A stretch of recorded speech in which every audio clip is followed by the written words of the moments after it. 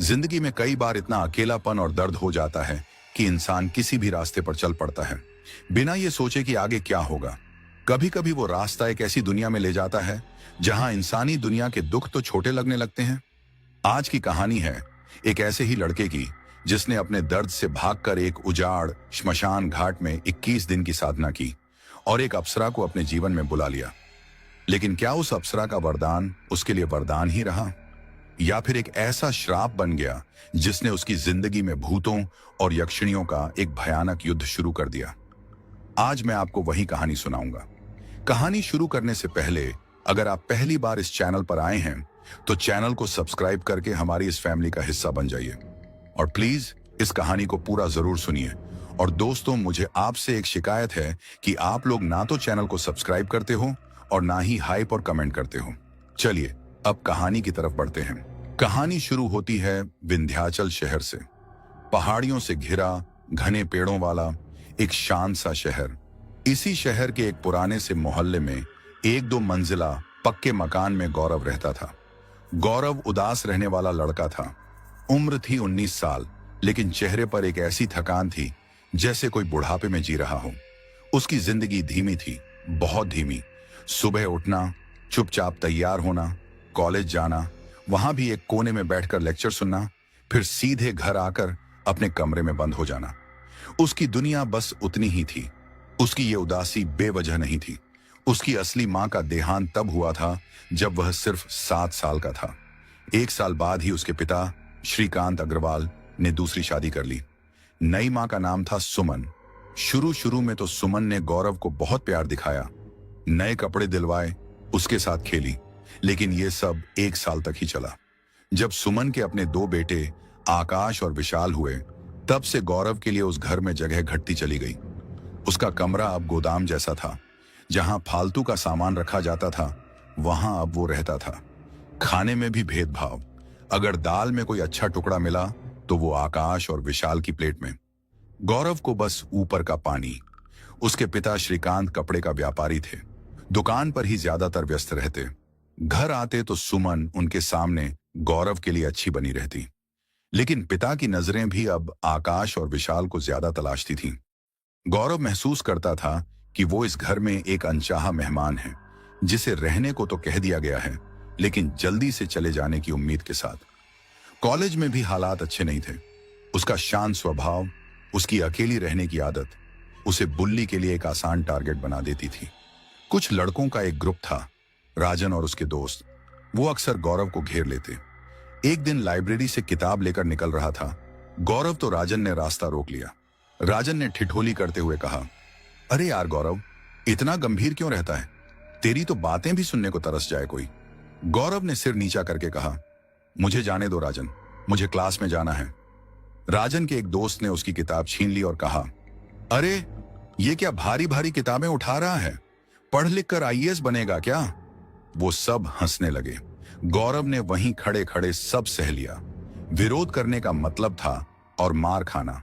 उसने ये सीख लिया था। उसने चुपचाप अपनी किताब वापस ली और तेज कदमों से वहां से चला गया। उनकी हंसी उसके कानों में पीछे से आती रही। घर लौटा तो सुमन मां रसोई में थी। उन्होंने उस पर नजर डाली और फिर मुंह बनाकर कहा, इतनी देर से आ रहा है, कहां मंडराया करता है दिन भर? जाओ, बर्तन धोने हैं सिंक में। आकाश और विशाल के खिलौने भी धो दे वहां। गौरव ने कुछ नहीं कहा। वो सीधे सिंक की तरफ चला गया। उसके मन में बस एक ही ख्याल चल रहा था। कल उसकी असली मां की पुण्यतिथि थी। उसने छुपाकर एक छोटी सी मोमबत्ती और कुछ अगरबत्ती खरीदी थी। वो कल रात अपने कमरे में मां की एक पुरानी तस्वीर के सामने चुपके से दिया जलाना चाहता था। बस यही एक खुशी उसकी जिंदगी में बची थी। अगले दिन का दिन भी वैसे ही बीता। शाम को वो अपने कमरे में बैठा मां की तस्वीर को देख रहा था, जो उसने अपनी किताबों के ढेर के पीछे छुपा रखी थी। तस्वीर में उसकी मां मुस्कुरा रही थी। उसकी आंखें भर आईं। उसने दिया जलाने की सारी तैयारी कर ली। रात के करीब 11 बजे जब पूरे घर में सन्नाटा पसर गया, उसने धीरे से दरवाजा बंद किया और तस्वीर को एक मेज पर रखा। मोमबत्ती जलाई और अगरबत्ती की सुगंध ने कमरे में एक अलग ही महक भर दी। वो आंखें बंद करके मां को याद करने लगा। उसके मन में वो पुरानी यादें ताजा हो गईं। मां का लोरी सुनाना, उसे गोद में उठाकर खिड़की से चंदा मामा दिखाना। तभी अचानक दरवाजा जोर से खुला। सुमन मां खड़ी थीं, चेहरे पर गुस्सा साफ था। उनकी नजर मेज पर जल रही मोमबत्ती और तस्वीर पर गई। सुमन ने गुस्से में चिल्लाते हुए कहा, यह क्या अनर्थ लगा रखा है इधर? पूरा कमरा धुएं से भर दिया है। गौरव घबरा गया। उसने हाथ जोड़कर कहा, मां, माफ कर दीजिए, आज मेरी असली मां की पुण्यतिथि है। मैं बस। उसकी बात पूरी भी नहीं हुई थी कि सुमन तेजी से आगे बढ़ी और मेज से उसकी मां की तस्वीर उठाकर जोर से जमीन पर पटक दी। कांच की फ्रेम चकनाचूर हो गई। सुमन ने गुस्से से भरी आवाज में कहा, तुम्हारी असली मां तो मर गई। अब मैं ही तुम्हारी मां हूं, और मैंने कितनी बार कहा है कि इस घर में यह सब अंधविश्वास नहीं चलेगा। वो आगे बढ़ी और जूते से उस टूटी हुई तस्वीर को कुचलने लगी। गौरव की सांसें रुक सी गईं। वो वहीं जड़ होकर देखता रह गया। उसके सामने उसकी मां की मुस्कुराती तस्वीर को पैरों तले रौंदा जा रहा था। उसकी आंखों से आंसू की धार बह निकली। उसके मन का आखिरी सहारा, उसकी आखिरी याद भी चकनाचूर हो गई थी। सुमन ने एक बार उसकी तरफ घृणा भरी नजर से देखा और कहा, सफाई करो इसकी, और कल से अगर ऐसा कुछ भी दोबारा किया तो समझ लेना, तुम्हें इस घर से निकाल दूंगी। वो चली गई। दरवाजा खुला ही रह गया। गौरव वहीं जमीन पर बैठ गया। उसने टूटे कांच के बीच से अपनी मां की कुचली हुई तस्वीर निकाली। वो फट गई थी, गंदी हो गई थी। उसने उसे अपने सीने से लगा लिया और सिसकियां भरने लगा। उस रात उसकी नींद उड़ गई। एक बार भी नहीं, बार बार वो दृश्य उसकी आंखों के सामने घूमता रहा। सुबह होते ही वो बिना किसी को कुछ बताए बस एक छोटा सा बैग उठाकर घर से निकल गया। उसके मन में कोई प्लान नहीं था, बस चलता चला गया। सीधे बस स्टैंड पहुंचा और पूछा कि शहर से सबसे दूर कौन सी बस जाती है। किसी ने एक जगह का नाम बताया। वो उस बस में बैठ गया। बस शहर को पीछे छोड़ती हुई पहाड़ियों की तरफ बढ़ने लगी। गौरव की आंखों से आंसू नहीं थम रहे थे। वो खिड़की से बाहर देखता रहा। जंगल, पहाड़, खेत सब धुंधले से नजर आ रहे थे। करीब 3 घंटे की यात्रा के बाद बस ने एक छोटे से कस्बे में रुकने का संकेत दिया। कंडक्टर ने आवाज लगाई, अंतिम स्टॉप है, सब उतर जाए। गौरव भी उतर गया। यह जगह एकदम सुनसान थी। कुछ दुकानें, एक चाय की टपरी और आगे एक पुरानी सड़क जो जंगल की तरफ जाती दिख रही थी। हवा में ठंडक थी, भले ही दोपहर का वक्त था। लोगों की बोली भी अलग थी। उसने चाय की टपरी पर एक बुजुर्ग से पूछा, अंकल, यहां से आगे क्या है? बुजुर्ग ने उसे देखा, उसकी लाल आंखें देखीं और फिर आगे इशारा करते हुए बोला, बेटा, आगे बस जंगल है और फिर पुराना श्मशान घाट। वहां से और आगे कोई नहीं जाता। तुम यहां कैसे आ गए? तुम्हारा घर कहां है? गौरव ने कोई जवाब नहीं दिया। उसने बस धन्यवाद दिया और उस सड़क पर चल पड़ा जो जंगल की तरफ जा रही थी। उस बुजुर्ग की आवाज पीछे से आई, बेटा वापस आ जा, वहां जगह अच्छी नहीं है, सूरज ढलने वाला है। लेकिन गौरव ने पीछे मुड़कर नहीं देखा। उसे अब कुछ भी अच्छा बुरा नहीं लगता था। शायद यही उसकी मंजिल थी। जंगल का रास्ता उबड़ खाबड़ था। पेड़ इतने घने थे कि दिन में भी अंधेरा सा लग रहा था। चिड़ियों की आवाजें अजीब सी लग रही थीं। कहीं दूर से जलती हुई लकड़ी की गंध आ रही थी, शायद चिता की। वो बस चलता रहा। थकान ने उसे घेर लिया था, लेकिन वो रुका नहीं। शाम ढलने लगी थी। हवा और ठंडी हो गई। तभी उसकी नजर कुछ दूर पड़े एक खंडहर पर पड़ी। वो एक पुराना मंदिर लग रहा था। छत का आधा हिस्सा गिर चुका था। दीवारों पर घास उगाई थी। उसने सोचा, चलो कम से कम रात यहीं काटी जा सकती है। वो मंदिर के अंदर घुसा। अंदर बहुत सफाई थी। हैरानी की बात थी, जमीन पर कुछ फूल बिखरे थे और एक दिया जल रहा था। मतलब यहां कोई रहता था। तभी पीछे से एक आवाज आई, कौन है बेटा? गौरव डर कर मुड़ा। मंदिर के एक कोने में एक साधु बैठे थे। उनकी उम्र अंदाजा लगाना मुश्किल था। दाढ़ी मुंह सफेद, लेकिन आंखें एकदम चमकदार। वो गौरव को देख रहे थे और ऐसे देख रहे थे जैसे उसकी पूरी कहानी उसकी आंखों में पड़ रहे हों। गौरव ने हाथ जोड़कर कहा, महाराज, मैं गौरव हूं। मैं बस भटक गया हूं। साधु ने मुस्कुराते हुए कहा, भटकना तो हर कोई इस दुनिया में आता है, लेकिन तुम्हारी आंखों में जो दर्द है वो तो बहुत पुराना लगता है। आओ बैठो। गौरव ने वहीं पास में बैठ जाने में ही भलाई समझी। उसके रोंगटे खड़े हो रहे थे, लेकिन साधु की आवाज में एक शांति थी। साधु ने धीरे से कहा, कभी कभी इंसानी दुनिया का दर्द इतना गहरा हो जाता है कि इंसान देवताओं की शरण में आ जाता है। तुम ऐसे ही लगते हो। गौरव ने सिर झुका लिया। उससे कुछ बोला नहीं जा रहा था। उसकी आंखों से फिर आंसू बह निकले। उसने पूरी कहानी, छोटी छोटी बातें, मां की तस्वीर का किस्सा, सब कुछ साधु को सुना दिया। साधु चुपचाप सुनते रहे। फिर उन्होंने एक लंबी सांस ली और कहा, तुम्हारा दिल अभी भी शुद्ध है बेटा। नफरत ने अभी तुम्हारे मन को नहीं खाया है। तुम्हारे आंसू अभी भी पवित्र हैं। शायद इसीलिए तुम यहां आए हो। साधु ने अपने पास रखी एक पुरानी चमड़े से बंधी हुई पोथी उठाई। उस पर संस्कृत में कुछ लिखा था। साधु ने पोथी गौरव की तरफ बढ़ाते हुए कहा, इसमें एक बहुत पुरानी साधना का विधान है, अप्सरा साधना। ये कोई जादू टोना नहीं है। ये एक ऐसी तपस्या है जो सिर्फ उसे ही सफलता देती है जिसका हृदय निस्वार्थ और शुद्ध हो, जो किसी से कुछ लेने नहीं बल्कि सच्चे प्रेम की तलाश में हो। क्या तुम ऐसा प्रेम पाना चाहते हो? वो प्रेम जो तुम्हें इंसानों से नहीं मिला। गौरव ने पोथी को देखा। उसके मन में डर था, लेकिन एक उम्मीद की किरण भी कौंध गई थी। उसने धीरे से पूछा, इस साधना से क्या होगा? साधु ने गंभीर होकर कहा, इस साधना में तुम्हें 21 दिन तक इसी मंदिर में रहकर कठोर तप करना होगा। दिन में सिर्फ एक बार फल खाना होगा, बेलपत्र और गंगा जल ग्रहण करना होगा। रात को जागकर मंत्र का जाप करना होगा।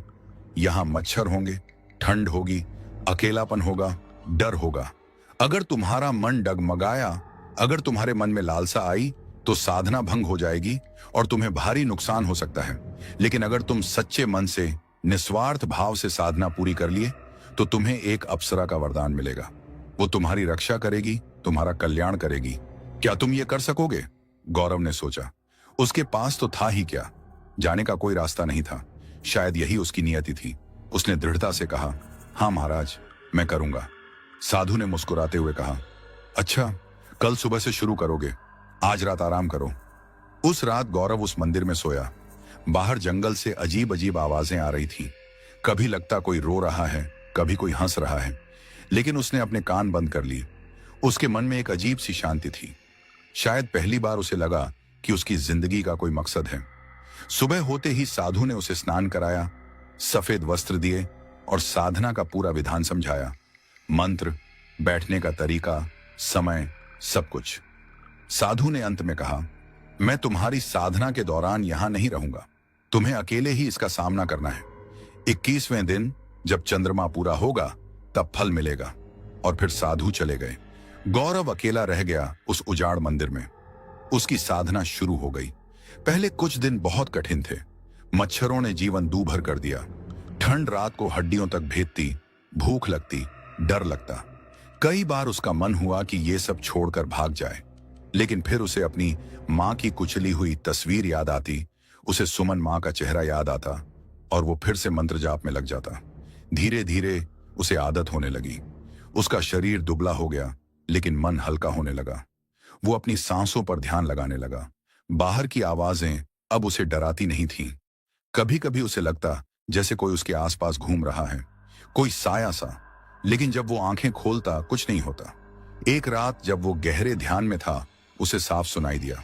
कोई कह रहा था, ये कौन बच्चा है जो इतनी कठिन तपस्या कर रहा है? गौरव ने आंखें खोली। मंदिर खाली था, लेकिन उसने फिर से ध्यान लगा लिया। उसे लग रहा था कि वो साधना के करीब पहुंच रहा है। आखिरकार 21वां दिन आ गया। उस रात पूर्णिमा थी। चांद इतना चमकीला था कि पूरा मंदिर नहा गया था। गौरव अपनी आखिरी प्रक्रिया में बैठा था। उसका मन एकदम शांत था। उसे कुछ भी चाहिए नहीं था, न सफलता न वरदान, बस वो मंत्र जाप में लीन था। तभी अचानक मंदिर में एक तेज प्रकाश फैल गया। ये प्रकाश चांद के प्रकाश से अलग था। ये सुनहरा, गर्म और जीवंत था। गौरव ने आंखें खोली। मंदिर के बीचों बीच प्रकाश के गोले के अंदर एक स्त्री खड़ी थी। उसकी सुंदरता का वर्णन नहीं किया जा सकता था। वो साधारण इंसान नहीं लग रही थी। उसके कपड़े चमक रहे थे। उसके चेहरे पर एक दिव्य तेज था। उसकी आंखें गौरव को देख रही थीं और उनमें एक अनंत करुणा थी। उस स्त्री ने मधुर लेकिन गूंजती हुई आवाज में कहा, उठो गौरव। गौरव उठ खड़ा हुआ। वो कुछ बोल नहीं पा रहा था, डर भी नहीं लग रहा था, बस एक अविश्वास का भाव था। उस स्त्री ने मुस्कुराते हुए कहा, तुम्हारे निस्वार्थ प्रेम और तुम्हारे आंसुओं की पवित्रता ने मुझे बुला लिया। तुम्हारी तपस्या ने मुझे इस लोक में खींच लिया है। मैं अंजना हूं और आज से मैं तुम्हारी रक्षा और कल्याण के लिए सिद्ध हूं। गौरव ने आंखें मल ली। कहीं ये सपना तो नहीं, लेकिन वो स्त्री वहां थी, असली थी। अंजना ने आगे बढ़कर उसके सिर पर हाथ रखा। गौरव को लगा जैसे गर्मी की एक लहर उसके पूरे शरीर में दौड़ गई। उसकी सारी थकान, सारा दर्द गायब हो गया। अंजना ने कहा, मैं तुम्हें 3 वरदान देती हूं। पहला, आत्मविश्वास। तुम्हारी आंखों में जो चमक मर गई थी वो लौट आएगी। दूसरा, विद्या। तुम जो भी पढ़ोगे उसमें सर्वोच्च सफलता पाओगे। तीसरा, कला। तुम्हारे अंदर एक ऐसी रचनात्मकता जागेगी जो लोगों का दिल छू लेगी। गौरव की आंखों में आंसू आ गए, लेकिन ये आंसू दुख के नहीं, एक अजीब सी खुशी के थे। उसने हाथ जोड़कर कहा, लेकिन मैंने आपको पाने के लिए यह सब नहीं किया था। मैं तो बस। अंजना ने उसकी बात काटते हुए कहा, मैं जानती हूं, इसीलिए तो मैं यहां हूं। अब जाओ, अपने घर लौटो। तुम्हारा नया जीवन शुरू हो रहा है। और डरो मत, मैं हमेशा तुम्हारे साथ हूं। तुम मुझे देख नहीं पाओगे, लेकिन महसूस कर पाओगे। और फिर वो प्रकाश धीरे धीरे मध्यम पड़ने लगा। अंजना का रूप भी धुंधला होने लगा। गौरव ने पूछा, आप फिर आएंगी? अंजना की मुस्कुराहट अंतिम बार चमकी और उसकी आवाज गूंजी, जब भी तुम्हें मेरी सबसे ज्यादा जरूरत होगी। और फिर वो गायब हो गई। मंदिर में फिर से सिर्फ चांद की रोशनी रह गई। गौरव वहीं खड़ा रहा। उसे लगा जैसे उसके अंदर कुछ बदल गया है। एक नई ताकत, एक नई उम्मीद। सुबह होने पर वो मंदिर से निकला। रास्ता याद था। वो उसी टपरी पर पहुंचा जहां बुजुर्ग बैठा था। बुजुर्ग ने उसे देखा तो हैरान रह गया। बुजुर्ग ने कहा, अरे बेटा, तू जिंदा है। हमने तो सोचा। अरे तेरे चेहरे पर यह चमक क्या है? गौरव ने मुस्कुराते हुए कहा, कुछ नहीं दादा, बस घर लौट रहा हूं। उसने बस पकड़ी और शहर की तरफ रवाना हो गया। रास्ते भर उसके मन में एक ही ख्याल था, अंजना। क्या वो सच में थी या उसका दिमाग उसे धोखा दे रहा था? लेकिन उसके शरीर में जो नई ऊर्जा थी वो तो झूठी नहीं हो सकती थी। घर पहुंचा तो शाम हो चुकी थी। उसने दरवाजा खटखटाया। सुमन मां ने दरवाजा खोला। उनके चेहरे पर गुस्सा था। सुमन ने चिल्लाते हुए कहा, कहां था इतने दिन? किसी को बताए बिना गया था, समझा तुझे? अंदर आ। गौरव अंदर गया। पहले जैसा डर नहीं था। वो सीधे अपने कमरे में गया। अगले दिन कॉलेज था। देखते हैं अंजना के वरदान में कितनी सच्चाई है। लेकिन गौरव को पता नहीं था कि उसकी इस नई मिली शक्ति को देखकर उसके आसपास के लोगों की ईर्ष्या की आग भड़कने वाली है। और ये आग एक ऐसी शक्ति को बुलावा देने वाली है जो उसकी और अंजना की दुनिया को हिलाकर रख देगी। जिस दिन गौरव घर लौटा, उस रात उसे गहरी और शांत नींद आई। सुबह उठा तो उसकी आंखों में एक अलग ही चमक थी। उसने शीशे में अपना चेहरा देखा। पहले जैसी उदासी, थकान गायब थी। बदले में एक आत्मविश्वास था। वो मुस्कुराया। अंजना का पहला वरदान सच हो रहा था। कॉलेज पहुंचा तो सबने उसे अलग नजरों से देखा। राजन और उसका ग्रुप भी हैरान रह गए। गौरव सीधा क्लास में गया और पहली बार सामने वाली बेंच पर बैठ गया। लेकिन असली चमत्कार तब हुआ जब प्रोफेसर ने पिछले महीने की परीक्षा के रिजल्ट बताए। प्रोफेसर शर्मा ने क्लास में घोषणा की, इस बार सबसे ज्यादा अंक गौरव अग्रवाल के हैं, 100 में से 98। क्लास में सन्नाटा छा गया। फिर फुसफुसाहट शुरू हुई। गौरव? वही गौरव जो हमेशा फेल होने के कगार पर रहता था। गौरव भी थोड़ा हैरान था, लेकिन उसे विश्वास था। उसने पिछले कुछ दिनों में पढ़ाई की थी और उसे सब कुछ आसानी से समझ आ रहा था। दूसरा वरदान भी सच साबित हो रहा था। राजन ने क्लास से बाहर निकलते हुए उसे रोका और दबी आवाज में कहा, क्या चल रहा है तेरे साथ? कहीं नकल तो नहीं की? गौरव ने सीधी नजर से राजन की आंखों में देखते हुए कहा, नहीं राजन, मैंने मेहनत की है। अब मुझे पढ़ाई पर ध्यान देना है। उसकी आवाज में एक दृढ़ता थी जो राजन को हैरान कर गई। वो बिना कुछ कहे चला गया, लेकिन उसकी आंखों में ईर्ष्या साफ झलक रही थी। तीसरा वरदान भी जल्द ही सामने आया। कॉलेज मैगजीन के लिए कविता प्रतियोगिता थी। गौरव ने अपनी मां के बारे में एक कविता लिखी जो उसके दिल के सबसे गहरे कोने से निकली थी। जब परिणाम आया तो वो प्रथम स्थान पर था। कविता इतनी मार्मिक थी कि जज ने खुद उसे बुलाकर शाबाशी दी। कॉलेज प्रिंसिपल ने समारोह में कहा, गौरव की कविता ने साबित किया है कि सच्ची भावनाएं ही महान कला को जन्म देती हैं। ये सब खबर जल्दी ही गौरव के घर तक पहुंच गई। श्रीकांत पिता को जब पता चला कि उनका बेटा टॉप कर रहा है तो उन्होंने पहली बार गौरव की पीठ थपथपाई। श्रीकांत ने खुश होकर कहा, शाबाश बेटा, मुझे तुम पर गर्व है। लेकिन सुमन माँ और उनके बेटे आकाश और विशाल के लिए यह सब बर्दाश्त से बाहर था। रात के खाने पर आकाश ने घूरते हुए कहा, इतना भी क्या उछल रहा है? एक बार टॉप कर लिया, समझो दुनिया मार ली। गौरव ने शांति से कहा, मैं उछल नहीं रहा आकाश, बस पढ़ाई कर रहा हूं। सुमन माँ ने तुरंत टोका, हाँ हाँ पढ़ाई, लेकिन घर के काम भी तो देखो, आजकल तो तुम्हें कुछ दिखता ही नहीं। गौरव ने कुछ नहीं कहा। उसने खाना खाया और अपने कमरे में चला गया। उसकी सफलता उसके अपने ही घर में उसके खिलाफ जर बन रही थी। एक दिन गौरव ने अपनी पहली कमाई की। कॉलेज मैगजीन ने उसकी कविता के लिए उसे एक छोटी सी रकम दी, सिर्फ 500 रुपए, लेकिन गौरव के लिए ये एक सोने की खान के बराबर थी। वो सीधे बाजार गया और अपने पिता के लिए एक सुंदर सी फाउंटेन पेन खरीदी। शाम को जब श्रीकांत दुकान से लौटे, गौरव ने वो पेन उन्हें दिया। गौरव ने कहा, पापा, ये मेरी पहली कमाई से है, आपके लिए। श्रीकांत की आंखें नम हो गईं। उन्होंने गौरव को गले लगा लिया। ये देख सुमन से रहा नहीं गया। उस रात जब श्रीकांत सो गए, सुमन ने आकाश और विशाल को अपने कमरे में बुलाया। सुमन ने धीरे से कहा, देख रहे हो ना इस लड़के को, अब तो पिताजी का दिल भी जीत लिया। कल को ये सारी प्रॉपर्टी पर कब्जा कर लेगा, तुम दोनों हाथ मलते रह जाओगे। आकाश ने गुस्से में कहा, मां, पर क्या करें, यह अचानक इतना स्मार्ट कैसे हो गया? विशाल ने कहा, हाँ लगता तो नहीं है इसे, कुछ तो चल रहा है। सुमन की आंखों में एक चमक आई। उसने कहा, मैंने सुना है पास के गांव में एक ओंझा रहता है, बहुत ताकतवर है, कल मैं उससे मिलती हूं। अगले दिन सुमन एक छोटे से गांव में उस ओंझा के पास पहुंची। ओंझा का नाम था बाबूलाल। वो एक अंधेरे से कमरे में बैठा था। चारों तरफ अजीबो गरीब चीजें रखी थीं। सुमन ने अपनी समस्या बताई। बाबूलाल ने कुछ हड्डियां फेंक कर देखी और बोला, तुम्हारा सौतेला बेटा साधारण नहीं रह गया, उसकी रक्षा करने वाली कोई शक्ति है, तुम उस पर सीधा हमला नहीं कर सकती। सुमन ने कहा, तो क्या करें? बाबूलाल ने एक छोटी सी काली कपड़े की पोटली बनाई। उसमें कुछ नाखून के टुकड़े, सूखी हुई मछली की आंखें और काले उड़द डाले। बाबूलाल ने कहा, ये लो, इसे उसके तकिए के नीचे रख देना। ये नजर उतारने वाली पोटली है, इससे उसकी किस्मत खराब हो जाएगी और उसकी रक्षा करने वाली शक्ति कमजोर पड़ जाएगी। सुमन ने पैसे दिए और वो पोटली लेकर घर आई।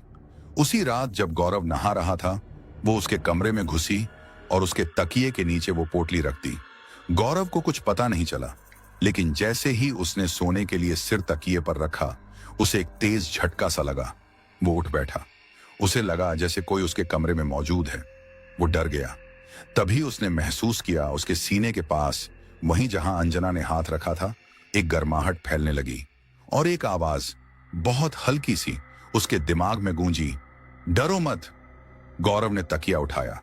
वो काली पोटली वहां पड़ी थी। उसने उसे छुआ तो उसे जलन सी महसूस हुई। उसने डरकर पोटली उठाई और खिड़की से बाहर फेंक दी। पोटली हवा में ही एक अजीब सी चमक के साथ जल उठी और राख होकर बिखर गई। अगले दिन बाबूलाल ओंझा अचानक बहुत बीमार पड़ गया। बुखार आया और वो बड़बड़ाने लगा कि किसी ने उस पर ही नजर डाल दी है। सुमन को जब यह खबर मिली तो वो और भी ज्यादा डर गई, लेकिन डर के साथ गुस्सा भी बढ़ गया। अब बारी थी आकाश और विशाल की। उन्होंने कॉलेज के दोस्तों के साथ मिलकर एक और योजना बनाई। उन्हें लगा कि गौरव के बिस्तर के नीचे कुछ और रखना होगा। उन्होंने एक और तांत्रिक से काले जादू की कुछ चीजें खरीदी, एक काला धागा, एक सूखा हुआ मेंढक और कुछ काले मोतियों की माला। एक दिन जब गौरव क्लास में था, आकाश और विशाल ने उसके हॉस्टल के कमरे, गौरव अब कभी कभी पढ़ाई के लिए हॉस्टल में रुक जाता था, में घुसकर ये सारी चीजें उसके बिस्तर के नीचे छुपा दी। उन्हें विश्वास था कि इससे गौरव की तरक्की रुक जाएगी। उस रात गौरव हॉस्टल के कमरे में सो रहा था। आधी रात को उसकी नींद खुल गई। उसे लगा जैसे कोई उसके कमरे में सांस ले रहा है। वो डर कर बैठ गया। कमरा अंधेरा था, लेकिन उसके बिस्तर के नीचे से एक हल्की सी लाल रोशनी आ रही थी और एक गर्मी, बहुत तेज गर्मी। गौरव ने दरवाजे की ओर देखा। वहां हल्के से प्रकाश में एक स्त्री का आकार दिखाई दिया, अंजना, लेकिन उस बार की तरह दिव्य नहीं। उसका चेहरा गंभीर था। उसने गौरव की तरफ देखा और फिर बिस्तर की तरफ इशारा किया। गौरव ने धीरे से बिस्तर उठाया। नीचे रखी वो सारी चीजें एक सफेद राख के ढेर में बदल चुकी थीं। जैसे किसी ने उन्हें भस्म कर दिया हो। उस राख में से अभी भी थोड़ी धुआं उठ रहा था। अंजना की आवाज फिर उसके मन में गूंजी, ये लोग तुम्हें नुकसान पहुंचाना चाहते हैं, लेकिन मैं हूं ना, सो जाओ। गौरव सो गया। अगली सुबह जब आकाश और विशाल हॉस्टल के बाहर मिले तो उनके चेहरे पर डर साफ था। उन्होंने देखा था कि रात में गौरव के कमरे से एक तेज प्रकाश निकला था। उनकी योजना फेल हो चुकी थी। अब सुमन और उसके बेटों को लगने लगा कि गौरव के पास कोई बहुत बड़ी शक्ति है। ईर्ष्या डर में बदलने लगी थी, लेकिन फिर भी उन्होंने हार नहीं मानी। उन्होंने फैसला किया कि अब एक बड़ा कदम उठाना होगा। सुमन ने शहर से दूर एक और प्रसिद्ध तांत्रिक को ढूंढा। उसका नाम था भैरवनाथ। कहा जाता था कि वो बहुत शक्तिशाली है, लेकिन उसके तरीके बहुत खतरनाक हैं। वो प्रेत बाधा जैसे काम करता था। एक रविवार को पूरा परिवार भैरवनाथ के आश्रम पहुंचा। वो जगह बहुत डरावनी थी। जंगल के बीच एक पुरानी हवेली जैसी इमारत, अंदर अजीब सी महक और दीवारों पर अजीब चित्र। भैरवनाथ एक मोटी सी चारपाई पर बैठा था। उसकी आंखें गहरी और खोई हुई सी लगती थीं। सुमन ने सारी बात बताई। भैरवनाथ ने कुछ देर सोचा और फिर बोला, तुम्हारा सौतेला बेटा किसी दिव्य शक्ति के संरक्षण में है। शायद कोई अप्सरा या यक्षिणी। इसे हराना आसान नहीं है। इसके लिए हमें उससे भी शक्तिशाली किसी का सहारा लेना होगा। आकाश ने डरते हुए पूछा, कैसे? भैरवनाथ ने कहा, मैं एक दुर्गा यक्षिणी का आवाहन कर सकता हूं। ये एक ऐसी यक्षिणी है जो बहुत शक्तिशाली है, लेकिन ये खतरनाक है। अगर ये काबू से बाहर हो गई तो सबको नुकसान पहुंचा सकती है।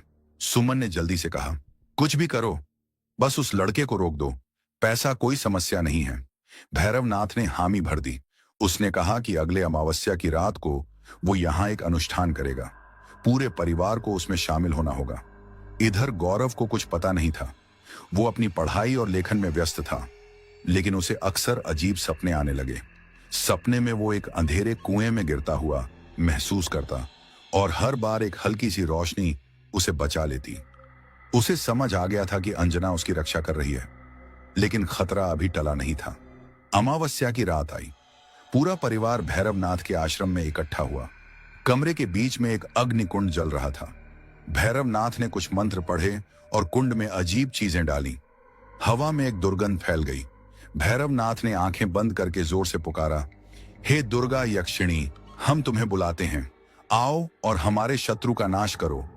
उसी पल कमरे का तापमान एकदम गिर गया। सबको ठंड लगने लगी। अग्निकुंड की लपटें हरी हो गईं और फिर एक आवाज सुनाई दी, एक कर्कश, डरावनी आवाज। आवाज ने कहा, किसने मुझे बुलाया? भैरवनाथ ने गौरव का नाम और उसका पता बताया। आवाज ने कहा, मैं जानती हूं उस लड़के को। उसकी रक्षा करने वाली अंजना है ना? हम पुराने जानकार हैं। आवाज में एक विषैली खुशी थी। फिर हवा में एक काले धुएं जैसा आकार बना और गायब हो गया। अनुष्ठान खत्म हुआ। सुमन और उसके बेटे खुश थे। उन्हें लगा कि अब गौरव का अंत निश्चित है। उधर गौरव उस रात घर पर सो रहा था। अचानक उसे एक तेज ठंड महसूस हुई। उसकी सारी रोंगटें खड़ी हो गईं। उसने आंखें खोलीं। कमरे में कुछ नहीं था, लेकिन उसे लगा जैसे कोई उसे घूर रहा है। तभी खिड़की से एक काले बादल जैसा कुछ अंदर आया और उसके सामने एक आकृति बन गई। वो एक स्त्री थी, लेकिन उसकी शक्ल बहुत डरावनी थी। लंबे बाल, नुकीले नाखून और आंखें लाल। वो गौरव की तरफ देखकर मुस्कुराई। उस स्त्री ने कहा, तू वही है ना, अंजना का पालतू? बताती हूं, मैं दुर्गा यक्षिणी हूं और अब तेरे अच्छे दिन खत्म हो गए हैं। गौरव चिल्लाना चाहता था, लेकिन आवाज गले में अटक गई।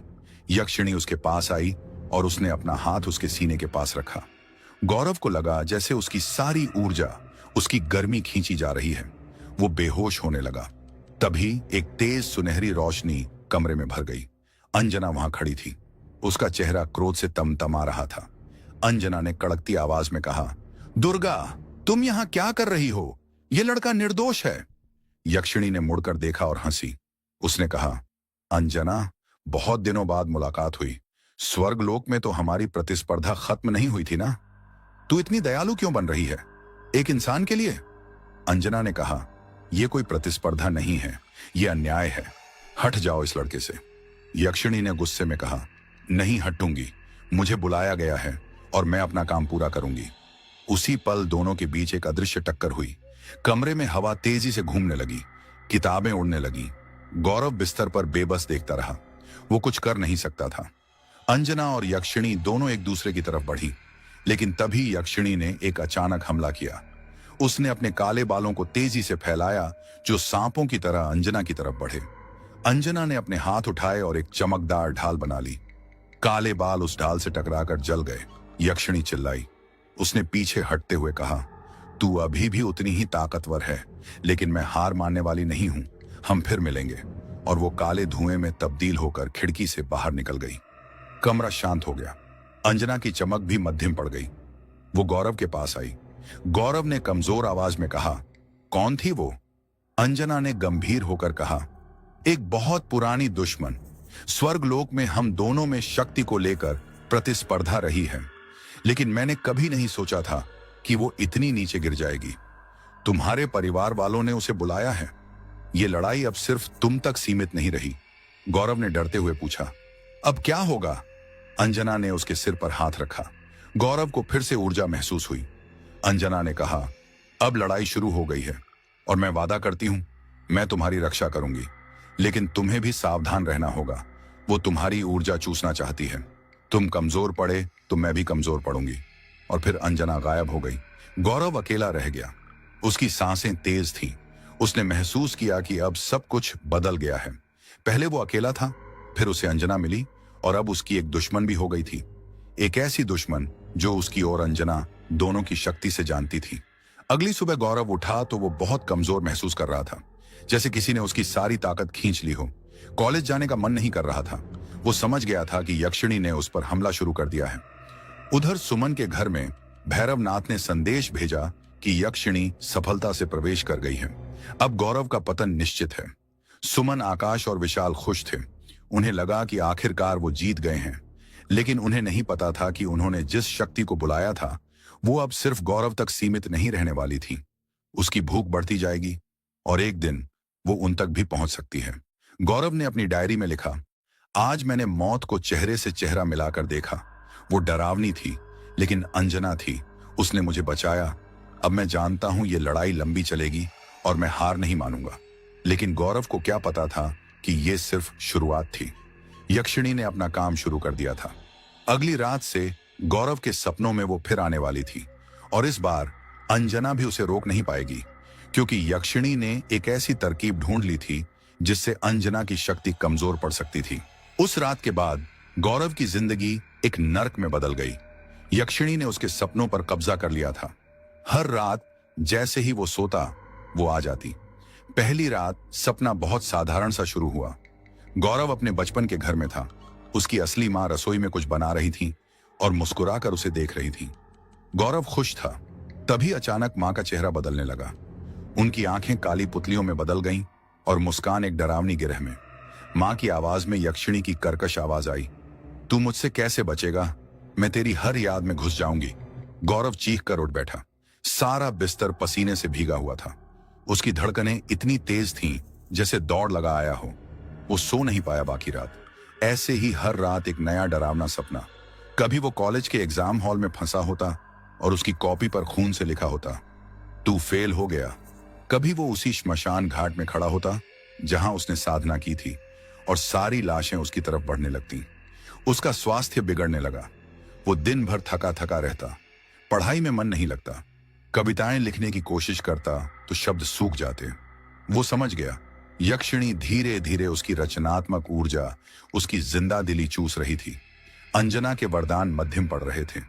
एक दिन कॉलेज के बाद उसका एकमात्र दोस्त राहुल उसके पास आया। राहुल शांत स्वभाव का लड़का था, गौरव की तरह। वो गौरव के बदलाव को देख रहा था। राहुल ने चिंतित होकर कहा, गौरव, तू क्या हो गया है? पहले जैसा चमकता चेहरा अब पीला पड़ गया है। आंखों के नीचे काले घेरे।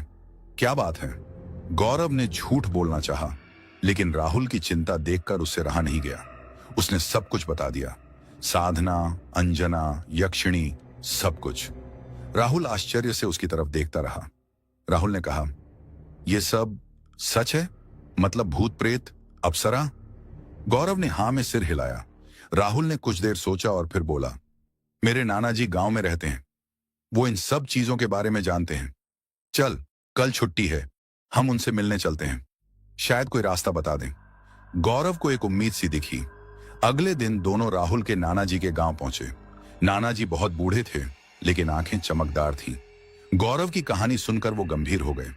नाना जी ने गौरव की आंखों में गहराई से देखा और बोले, बेटा, तुम पर एक शक्तिशाली यक्षिणी का साया है और तुम्हारी रक्षा करने वाली जो देवकन्या है वो भी कमजोर पड़ रही है। यक्षिणी तुम्हारे सपनों के जरिए तुम्हारी जड़ें काट रही हैं। गौरव ने हाथ जोड़कर कहा, क्या करूं नाना जी, मैं टूटता जा रहा हूं। नाना जी ने एक तांबे का कड़ा निकाला, उसे पवित्र जल में डुबोकर कुछ मंत्र पढ़े और गौरव को पहना दिया। नाना जी ने कहा, यह कड़ा तुम्हें रात में सपनों से कुछ रक्षा देगा, लेकिन यह स्थायी समाधान नहीं है। तुम्हारे और उस यक्षिणी के बीच एक टक्कर तो होनी ही है, और वो टक्कर बहुत भयानक होगी। तुम्हें अपनी देवकन्या के साथ मिलकर लड़ना होगा। उस रात गौरव ने वो कड़ा पहनकर सोने की कोशिश की। सपना फिर आया, लेकिन इस बार यक्षिणी दूर से ही चिल्लाती रही। वो उसके पास नहीं आ पाई। गौरव को थोड़ी राहत मिली, लेकिन वो जानता था कि ये अस्थायी है। इधर भैरवनाथ ने सुमन और उसके बेटों को बुलाया। वो खुश नहीं था।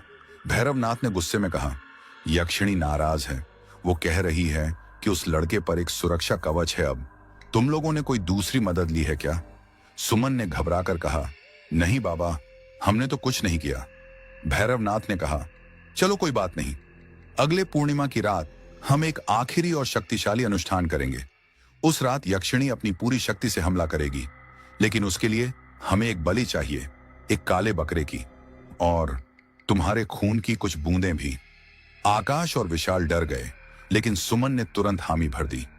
उन्होंने सोचा, बस एक बार और, फिर गौरव हमेशा के लिए खत्म हो जाएगा। पूर्णिमा का दिन नजदीक आ रहा था। गौरव दिन ब दिन कमजोर होता जा रहा था, भले ही कड़े ने कुछ मदद की थी। एक रात वो इतना बीमार महसूस कर रहा था कि उसे लगा वो अब नहीं बचेगा। तभी उसके कमरे में एक हल्की सी रोशनी फैली। अंजना प्रकट हुई, लेकिन उसका रूप पहले जैसा दिव्य और चमकदार नहीं था। वो थोड़ी मध्यम लग रही थी। अंजना ने दुखी स्वर में कहा, गौरव, मैं तुम्हें बचाने की अपनी शक्ति खोती जा रही हूं। यक्षिणी ने तुम्हारे और मेरे बीच के बंधन को कमजोर कर दिया है। अगले पूर्णिमा की रात वो तुम्हारी आत्मा तक निकालने का प्रयास करेगी। गौरव ने कमजोर आवाज में कहा, तो क्या हम हार जाएंगे? अंजना ने उसकी तरफ देखा। उसकी आंखों में एक दृढ़ संकल्प था। उसने कहा, नहीं, हम हार नहीं मानेंगे। पूर्णिमा की रात जब वो हमला करेगी, मैं उससे आखिरी बार लड़ूंगी। मैं अपनी सारी शक्ति झोंक दूंगी, लेकिन इसके लिए मुझे तुम्हारी मदद चाहिए। तुम्हें भी उस रात जागकर अपने मन में सिर्फ अच्छे विचार, अपनी मां की यादें और मेरा नाम लेकर ध्यान करना होगा। तुम्हारा विश्वास ही मेरी ताकत बनेगा। गौरव ने हां में सिर हिलाया। उसने वादा किया कि वो ऐसा ही करेगा। आखिरकार पूर्णिमा की रात आ गई। दिन भर से ही मौसम अजीब था।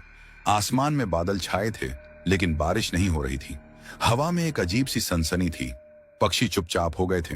रात होते ही गौरव ने अपने कमरे में एक दिया जलाया। उसने नाना जी का कड़ा पहना हुआ था। वो बिस्तर पर बैठकर ध्यान करने लगा। अपनी मां की यादों में खो गया। उसके मन में डर था, लेकिन अंजना पर विश्वास था। रात करीब 11 बजे अचानक तेज हवा चलने लगी। खिड़की के शीशे कांपने लगे। दिया बुझ गया। कमरा अंधेरे में डूब गया। गौरव की सांसें तेज हो गईं, लेकिन वो ध्यान में लगा रहा। तभी उसे एक जहरीली हंसी सुनाई दी। वो हंसी दीवारों से टकराती हुई कमरे में गूंजने लगी। यक्षिणी प्रकट हुई। इस बार उसका रूप और भी भयानक था। उसके हाथ में एक काले धुएं का गोला था। यक्षिणी ने गुर्राते हुए कहा, आज तेरा अंत है, और तेरी अंजना का भी। उसी क्षण एक तेज सुनहरी चमक कमरे में फूट पड़ी। अंजना वहां खड़ी थी। उसने अपना सारा तेज बिखेर दिया था।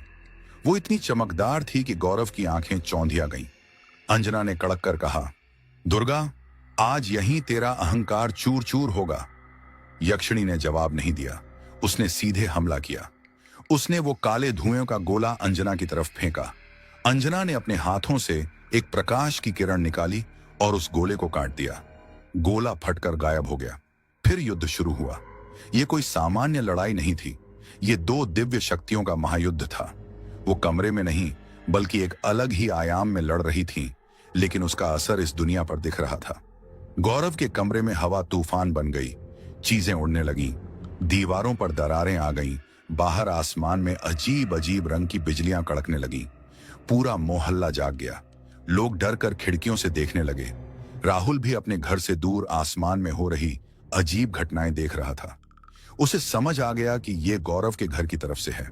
वो दौड़ता हुआ गौरव के घर की ओर चला। गौरव के कमरे में अंजना और यक्षिणी आमने सामने थीं। अंजना ने प्रकाश के तीर चलाए, यक्षिणी ने अंधेरे के भाला। हर टक्कर पर एक धमाका होता। अंजना ने पुकारा, दुर्गा, ये लड़का निर्दोष है, तू इसे क्यों सताती है? यक्षिणी ने हंसकर कहा, क्योंकि तू इससे प्यार करती है और मैं तुझसे नफरत करती हूं। स्वर्ग लोक में तू हमेशा आगे रही, आज मैं तुझसे जीत कर दिखाऊंगी। यक्षिणी ने एक नया हमला किया। उसने अपने सारे बाल फैलाए जो हजारों काले सांपों में बदल गए। वो सांप अंजना की तरफ बढ़ने लगे। अंजना ने अपने चारों तरफ एक चमकदार गोला बना लिया। सांप उस गोले से टकराकर जलने लगे, लेकिन इतने सांप थे कि गोला दबने लगा। गौरव देख रहा था। वो बेबस था। उसने अपने मन में अंजना का नाम लेना जारी रखा। उसे लगा कि उसका विश्वास एक हल्की सी रोशनी के रूप में अंजना की तरफ बह रहा है। अंजना ने गौरव की तरफ देखा और मुस्कुराई। फिर उसने एक जोरदार चीख लगाई। उसकी चमक और तेज हो गई। उसने सारे सांपों को नष्ट कर दिया। यक्षिणी पीछे हट गई। अंजना ने कहा, ये ले, ये मेरा सबसे शक्तिशाली प्रहार है। उसने अपने दोनों हाथ जोड़े और उनके बीच से एक इंद्रधनुष की किरण निकली जो सीधी यक्षिणी के सीने की तरफ बढ़ी। यक्षिणी की आंखों में डर आ गया, लेकिन तभी उसके चेहरे पर एक धूर्त मुस्कान आई। उसने अचानक अपना हाथ गौरव की तरफ बढ़ाया। गौरव को लगा जैसे एक अदृश्य हाथ उसकी गर्दन दबोच रहा है। वो सांस नहीं ले पा रहा था। अंजना चौंकी। उसकी किरण रुक गई।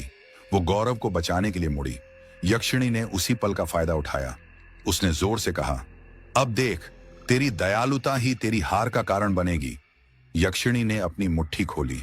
उसमें एक छोटी सी काले पत्थर की मूर्ति थी जो बिल्कुल गौरव जैसी दिखती थी। उसने उस मूर्ति को तोड़ दिया। गौरव को एक तेज दर्द उठा, जैसे उसकी छाती चीर दी गई हो। वो चीखा। अंजना चिल्लाई, नहीं, ये प्रतिबंधित काला जादू है, ब्रह्मास्त्र जैसा। तूने ये कैसे पाया? यक्षिणी ने हंसते हुए कहा, भैरवनाथ ने दिया। उस काले बकरे की बलि और उसके परिवार के खून से इसे सिद्ध किया था। अब देख तेरे प्यारे की हालत। गौरव जमीन पर गिर पड़ा। उसकी आंखों के सामने अंधेरा छाने लगा। वो मर रहा था। अंजना की आंखों से आंसू आ गए। वो यक्षिणी से लड़ने के बजाय गौरव के पास दौड़ी। उसने उसे गोद में उठा लिया। गौरव का शरीर ठंडा पड़ रहा था। अंजना ने रोते हुए कहा, गौरव, नहीं, जागो, मैं तुम्हें नहीं जाने दूंगी। यक्षिणी पीछे खड़ी हंस रही थी। उसने कहा, देखा, भावनाएं तुझे कमजोर बनाती हैं। अब तू हार गई। अंजना ने गौरव को नीचे रखा। उसका चेहरा गुस्से और दुख से विकृत हो गया। उसने यक्षिणी की तरफ देखा। उसकी आंखों में आग थी। अंजना ने कहा, तूने जो किया उसका खामियाजा भुगतेगी। अंजना ने अपने सीने पर हाथ रखा। उसकी चमक और तेज होने लगी। वो इतनी चमकदार हो गई कि यक्षिणी की आंखें चौंधिया गईं। अंजना अपनी समस्त शक्ति एक साथ निकाल रही थी, लेकिन तभी आसमान से एक बड़ी काली बिजली गिरी और अंजना को जा लगी। ये यक्षिणी का आखिरी छल था। अंजना चीखी। उसकी चमक टूटकर बिखर गई। वो घायल होकर जमीन पर गिर पड़ी। यक्षिणी उसके पास आई। उसने अंजना के बाल पकड़कर उसका सिर उठाया। यक्षिणी ने कहा, हार मान लो, अब तू बिल्कुल शक्तिहीन हो चुकी है। वापस अपने लोक जाओ और कभी इस लड़के के पास मत आना, नहीं तो अगली बार तेरी आत्मा को भी नष्ट कर दूंगी। अंजना ने गौरव की तरफ देखा जो बेहोश पड़ा था। उसकी आंखों में असहाय पीड़ा थी। उसने धीरे से कहा, गौरव, माफ करना, मैं तुम्हें नहीं बचा पाई। यक्षिणी ने जोर से झटका दिया। अंजना का शरीर हल्का सा प्रकाश बनकर फैलने लगा। वो गायब हो रही थी। तभी दरवाजा टूटा। राहुल अंदर आया। उसने यक्षिणी को देखा और डर गया, लेकिन फिर भी आगे बढ़ा। यक्षिणी ने राहुल की तरफ देखा और हंसी। उसने कहा, एक और मक्खी, चलो, आज तो मजा आ गया। लेकिन तभी दूर से मुर्गे की बांग सुनाई दी। सुबह होने वाली थी। यक्षिणी की शक्ति रात में ज्यादा थी। यक्षिणी ने गुर्राते हुए कहा, चलो, आज के लिए छोड़ देती हूं, लेकिन याद रख, ये लड़का अब मेरा है। वो हर रात मेरे साथ रहेगा जब तक मर नहीं जाता। और वो काले धुएं में बदलकर खिड़की से निकल गई। कमरा तबाह हो चुका था। राहुल ने गौरव के पास दौड़कर उसकी हालत देखी। वो सांस तो ले रहा था, लेकिन बहुत कमजोर था। फिर राहुल ने देखा जहां अंजना गिरी थी वहां सिर्फ एक सुनहरे रंग का फूल पड़ा था। उसने उसे उठा लिया। राहुल ने मदद के लिए चिल्लाना शुरू किया। पड़ोसी आए। गौरव को अस्पताल ले जाया गया।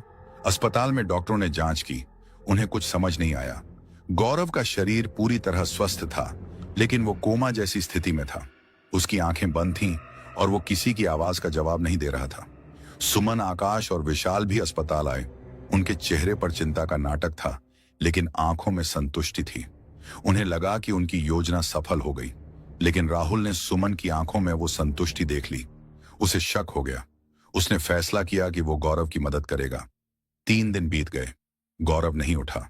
डॉक्टरों ने कहा यह कोई आध्यात्मिक या मानसिक समस्या हो सकती है। उन्होंने उसे घर भेज दिया। गौरव अपने कमरे में बिस्तर पर पड़ा रहता, सिर्फ सांस लेता रहता। सुमन ने बाहर वाले कमरे में उसका बिस्तर लगवा दिया, ताकि उसे देखने वाले आए तो लगे कि वो अच्छी देखभाल कर रही है। रात आती और गौरव के सपने में यक्षिणी आती। अब तो अंजना का बचाव नहीं था। यक्षिणी उसे पूरी तरह तोड़ रही थी। उसके सपनों में उसे अपनी मां की लाश दिखती, जो उसे कोसती। उसे अपने पिता दिखते, जो उसे घर से निकाल देते। गौरव का शरीर जीवित था, लेकिन आत्मा मर रही थी। एक रात राहुल गौरव से मिलने आया। सब सो गए थे। राहुल ने गौरव के कान में कहा, गौरव, अगर तू सुन रहा है तो सुन। मैंने तेरे नाना जी से बात की है। उन्होंने कहा है कि अगर तेरी अप्सरा तुम्हें बचाना चाहती है तो उसे भी नई शक्ति चाहिए होगी। तुझे कुछ करना होगा। किसी तरह उस तक अपना संदेश पहुंचाना होगा। तेरा विश्वास ही एकमात्र रास्ता है। बेहोश गौरव की आंख से एक आंसू निकलकर गाल पर बह गया। राहुल ने वही सुनहरा फूल उसके हाथ में रख दिया जो अंजना की जगह मिला था। उसी रात गौरव के सपने में यक्षिणी ने उसे एक गहरे कुएं में धकेल दिया। गौरव नीचे गिर रहा था, अंधेरे में। तभी उसने अपने हाथ में एक गर्माहट महसूस की, उस सुनहरे फूल की। फूल से एक हल्की सी रोशनी निकली और रोशनी में अंजना की आवाज आई, बहुत दूर से, बहुत कमजोर। आवाज ने कहा, गौरव, लड़ो, अपने विश्वास से लड़ो। ये आवाज सुनकर गौरव के अंदर कुछ जगा। उसने सपने में ही अंधेरे कुएं में गिरते हुए अपने मन में चिल्लाना शुरू किया, अंजना, मैं हार नहीं मानूंगा। मैं तुम्हारा इंतजार करूंगा। तुम लौट कर आओ। ये उसकी आत्मा की चीख थी। शायद कहीं दूर अपने लोक में घायल और शक्तिहीन पड़ी अंजना ने उसे सुना हो। शायद उसकी आंखों में भी एक संकल्प जगा हो। लेकिन अभी तो गौरव गहरे अंधेरे में था। यक्षिणी का आतंक जारी था और अंजना दूर थी। जिस कमरे में गौरव पड़ा था वहां अब एक डरावनी शांति थी। वो सांस तो ले रहा था, लेकिन उसका शरीर एक खाली खोल की तरह लगता। उसकी आंखें हमेशा बंद रहती। कभी कभी उसकी पलकें फड़फड़ाती, जैसे वो किसी भयानक सपने में संघर्ष कर रहा हो। और हकीकत में भी वही हो रहा था। यक्षिणी ने उसके मन और आत्मा पर पूरी तरह कब्जा कर लिया था। अब अंजना का बचाव नहीं था, इसलिए हर रात का सपना एक नया अत्याचार था। एक रात गौरव ने सपने में देखा कि वो अपनी ही मां का अंतिम संस्कार कर रहा है। लेकिन जैसे ही उसने चिता में आग लगाई, मां की लाश ने आंखें खोल दी और उसकी तरफ हाथ बढ़ाते हुए कहा, तू ही मेरी मौत का कारण है। गौरव चीखता हुआ उठ बैठा, लेकिन असल में वो बिस्तर पर ही पड़ा रहा। उसकी चीख उसके गले में ही अटक गई। उसकी आंखें खुली थीं, लेकिन देख नहीं रही थी। सुबह सुमन मां ने उसे ऐसे ही पाया और बस सिर हिलाकर चली गई। उन्हें लगता था कि वो पागल हो गया है। राहुल रोज आता। वो गौरव के कान में बातें करता, उससे बोलने की कोशिश करता। एक दिन उसने नाना जी को फोन किया और सब हाल बताया। नाना जी ने गंभीर आवाज में कहा, बेटा, वो लड़का अभी भी लड़ रहा है, अंदर ही अंदर। उसकी आत्मा जिंदा है, लेकिन यक्षिणी उसकी यादों को हथियार बना रही है। अगर उसे किसी तरह यह समझ आ जाए कि उसकी असली मां उसे प्यार करती थी, उसके लिए अच्छा चाहती थी, तो शायद वो इस हमले को झेल पाए। तुम उसकी मां की कोई चीज लेकर जाओ जो प्यार की याद दिलाए, राहुल ने सोचा। गौरव की मां की वो कुचली हुई तस्वीर तो नहीं थी। फिर उसे याद आया, गौरव ने एक बार बताया था कि उसकी मां उसे हमेशा सोने से पहले एक लोरी सुनाती थी। एक पुरानी लोरी, सो जा राजकुमार सपनों के महल में। राहुल ने फैसला किया कि वो यही लोरी गौरव के कान में बार बार गाएगा। उस रात जब सब सो गए, राहुल फिर गौरव के पास बैठा। उसने धीरे धीरे वो लोरी गानी शुरू की। शुरू में कोई फर्क नहीं पड़ा, लेकिन जब उसने तीसरी बार गाया तो गौरव की एक उंगली हल्की सी हिली। राहुल की आंखें चमक उठी। ये एक संकेत था। इधर जहां अंजना थी वो लोक मानवीय धारणा से परे था। एक ऐसी जगह है जहां समय और स्थान का कोई मतलब नहीं था। अंजना एक प्रकाश के गोले में घायल अवस्था में तैर रही थी। उसकी दिव्य शक्ति बिखर चुकी थी। उसने अपनी आंखें खोली। उसे गौरव की चीख याद थी। मैं हार नहीं मानूंगा। उसके मन में एक जुनून जगा। वो हार मानने वाली नहीं थी, लेकिन उसे नई शक्ति चाहिए थी। उसने अपने लोक के सबसे बुजुर्ग और ज्ञानी आर्षि मैत्रेय की शरण ली। आर्षि मैत्रेय के सामने पहुंचकर अंजना ने सब कुछ कह सुनाया। आर्षि ने गहरी सांस लेकर कहा, अंजना, तुमने एक मानव से प्रेम करके दिव्य नियमों को चुनौती दी है, लेकिन तुम्हारा प्रेम निस्वार्थ है, ये मैं देख सकता हूं। अगर तुम सच में उसे बचाना चाहती हो तो तुम्हें फिर से तपस्या करनी होगी, लेकिन यह तपस्या और भी कठिन होगी। तुम्हें सूर्य तपस्या करनी होगी। अंजना ने पूछा, वो कैसे? ऋषि बोले, तुम्हें लगातार 40 दिन तक सूर्य देव की उपासना करनी होगी। हर दिन सूर्योदय से ठीक पहले तुम्हें एक विशेष मंत्र का 1,00,000 बार जाप करना होगा। इस दौरान तुम कुछ भी ग्रहण नहीं कर सकती, न अमृत न पानी। तुम्हारी दिव्य देह इस तप से तिल तिल कर जल सकती है। अगर तुम टिक गई तो सूर्य देव तुम्हें एक वरदान देंगे, और शायद अगर तुम्हारी भक्ति शुद्ध रही तो वे तुम्हें विष्णु भगवान तक पहुंचा देंगे। केवल विष्णु का आशीर्वाद ही उस यक्षिणी को परास्त कर सकता है।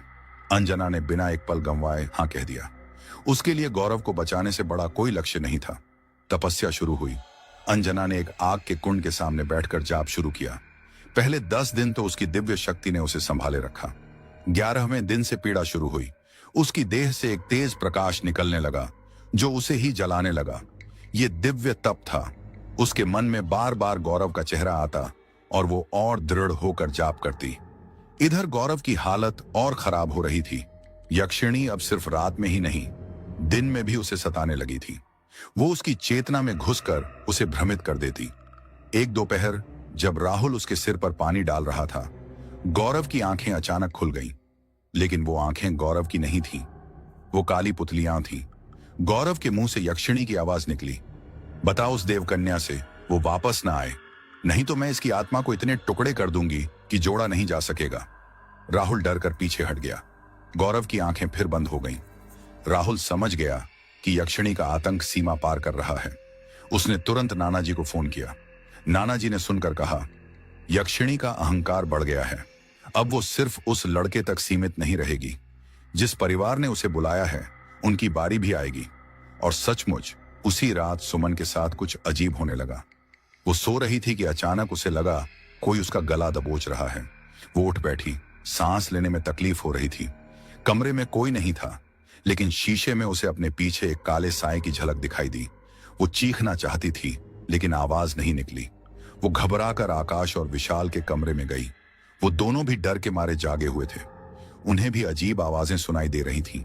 आकाश ने कांपते हुए कहा, मां, लगता है वो यक्षिणी हमारे पास भी आ गई है। सुमन ने गुस्से में कहा, चुप रहो, वो हमारी मदद कर रही है। लेकिन अगली रात स्थिति और भयानक हो गई। घर के सारे शीशे अपने आप टूट गए। रसोई में बर्तन उड़ने लगे और दीवारों पर खुद ब खुद खून जैसे लाल निशान उभरने लगे। पूरा परिवार डर के मारे एक कमरे में इकट्ठा हो गया। अब उन्हें एहसास हो रहा था कि उन्होंने एक ऐसी शक्ति को बुला लिया था जो अब उनके नियंत्रण से बाहर थी। सुमन ने भैरवनाथ को फोन किया। उसकी आवाज में गुस्सा और डर दोनों थे। सुमन ने कहा, यह क्या हालात हैं? ये यक्षिणी अब हमें ही सता रही है। भैरवनाथ ने ठंडी सांस ली और बोला, मैंने कहा था ना, यह खतरनाक है। यक्षिणी अब तृप्त नहीं हो रही। उसे और शक्ति चाहिए, और वो शक्ति वो तुम्हारे खून से लेगी। सुमन की रूह कांप गई। उसने पूछा, क्या करें? भैरवनाथ ने कहा, एक ही उपाय है, जल्दी से उस लड़के को खत्म कर दो। जब उसकी आत्मा यक्षिणी को मिल जाएगी तो शायद वो संतुष्ट हो जाए, नहीं तो वो तुम सबको मार डालेगी। फोन कट गया। सुमन, आकाश और विशाल ने एक दूसरे की तरफ देखा। उनकी आंखों में डर था, लेकिन एक निर्दयी संकल्प भी। उन्होंने फैसला किया कि वो गौरव को जहर दे देंगे। डॉक्टर कहेंगे कि कमजोरी से मौत हो गई। अगले दिन सुमन ने दूध में एक खतरनाक जहर मिलाया। शाम को जब राहुल नहीं था, वो गौरव के पास गई। गौरव अब भी बेहोश पड़ा था। सुमन ने उसे उठाने की कोशिश की ताकि दूध पिला सके।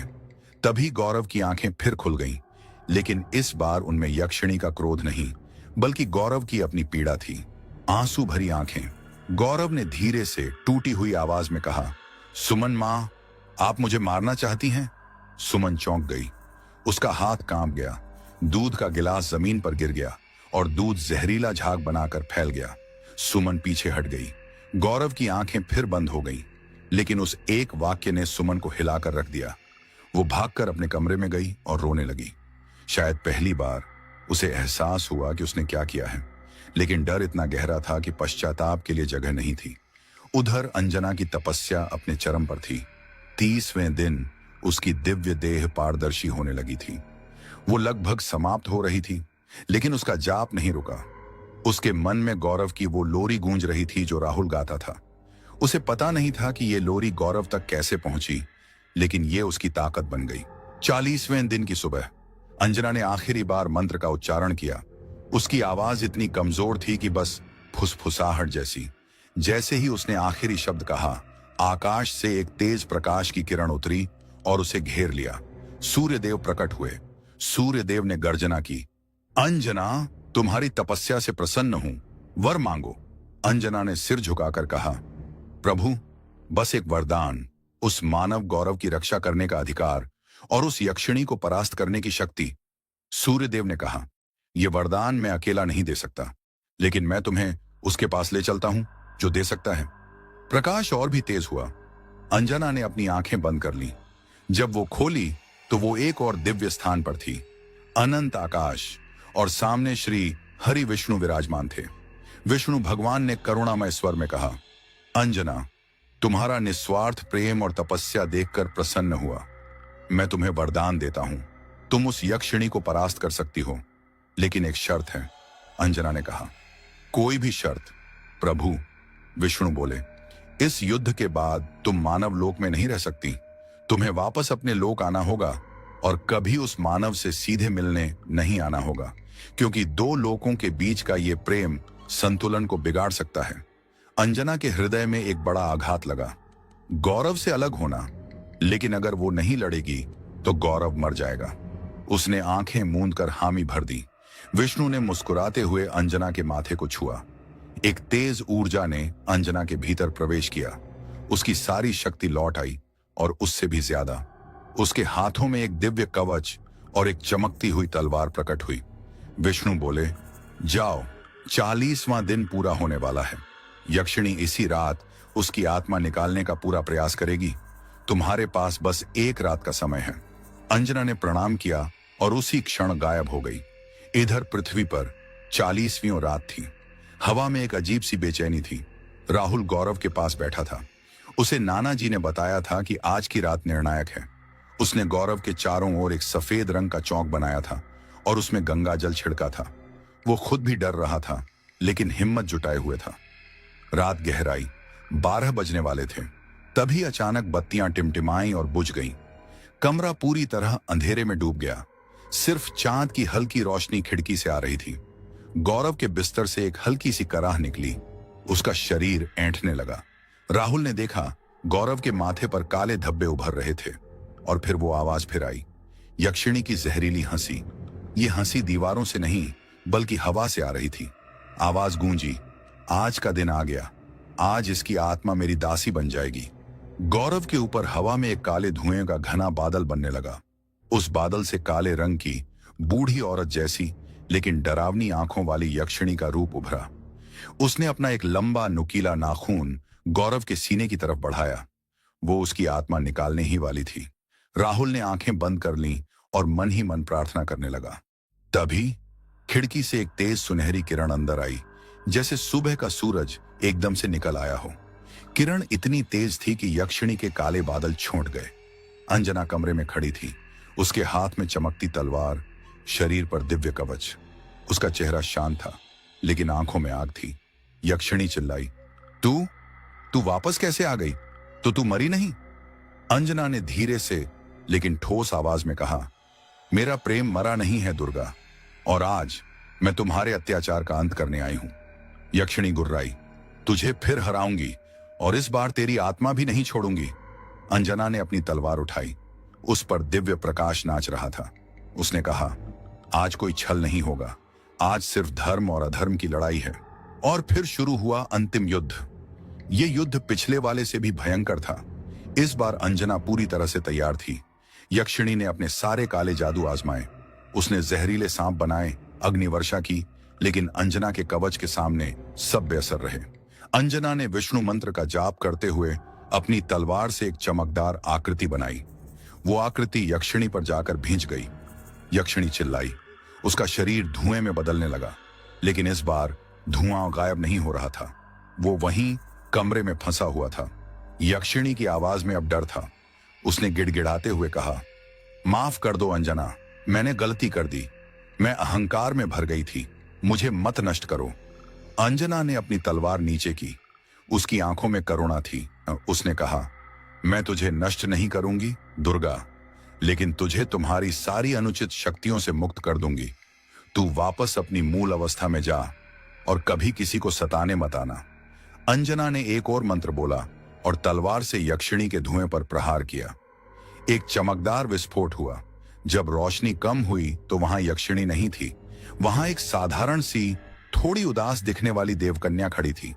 वो दुर्गा यक्षिणी का असली शुद्ध रूप था। बिना घमंड और बिना नफरत के उसने अंजना को प्रणाम किया और कहा, धन्यवाद बहन, तूने मुझे इस शाप से मुक्त किया। मैं अब वापस चली जाती हूं और कभी लौटकर नहीं आऊंगी। और वो धीरे धीरे प्रकाश में विलीन हो गई। कमरा फिर से शांत हो गया। बत्तियां अपने आप जल उठीं। अंजना ने अपना कवच और तलवार गायब कर दी। वो गौरव के पास गई। गौरव अब शांति से सो रहा था। उसके माथे के काले धब्बे गायब हो चुके थे। उसकी सांसें गहरी और नियमित थीं। अंजना ने उसके माथे पर हाथ रखा। गौरव ने आंखें खोलीं। इस बार उसकी अपनी आंखें थीं, साफ और चमकदार। उसने अंजना को देखा और मुस्कुरा दिया। गौरव ने कमजोर स्वर में कहा, मैं जानता था तुम आओगी। राहुल आंसू भरी आंखों से ये सब देख रहा था। उसने अपने आप को पिंच किया, कहीं ये सपना तो नहीं। अंजना ने गौरव से कहा, सब ठीक हो गया गौरव, यक्षिणी चली गई, तुम अब सुरक्षित हो। लेकिन गौरव ने अंजना की आंखों में छिपे दुख को पढ़ लिया।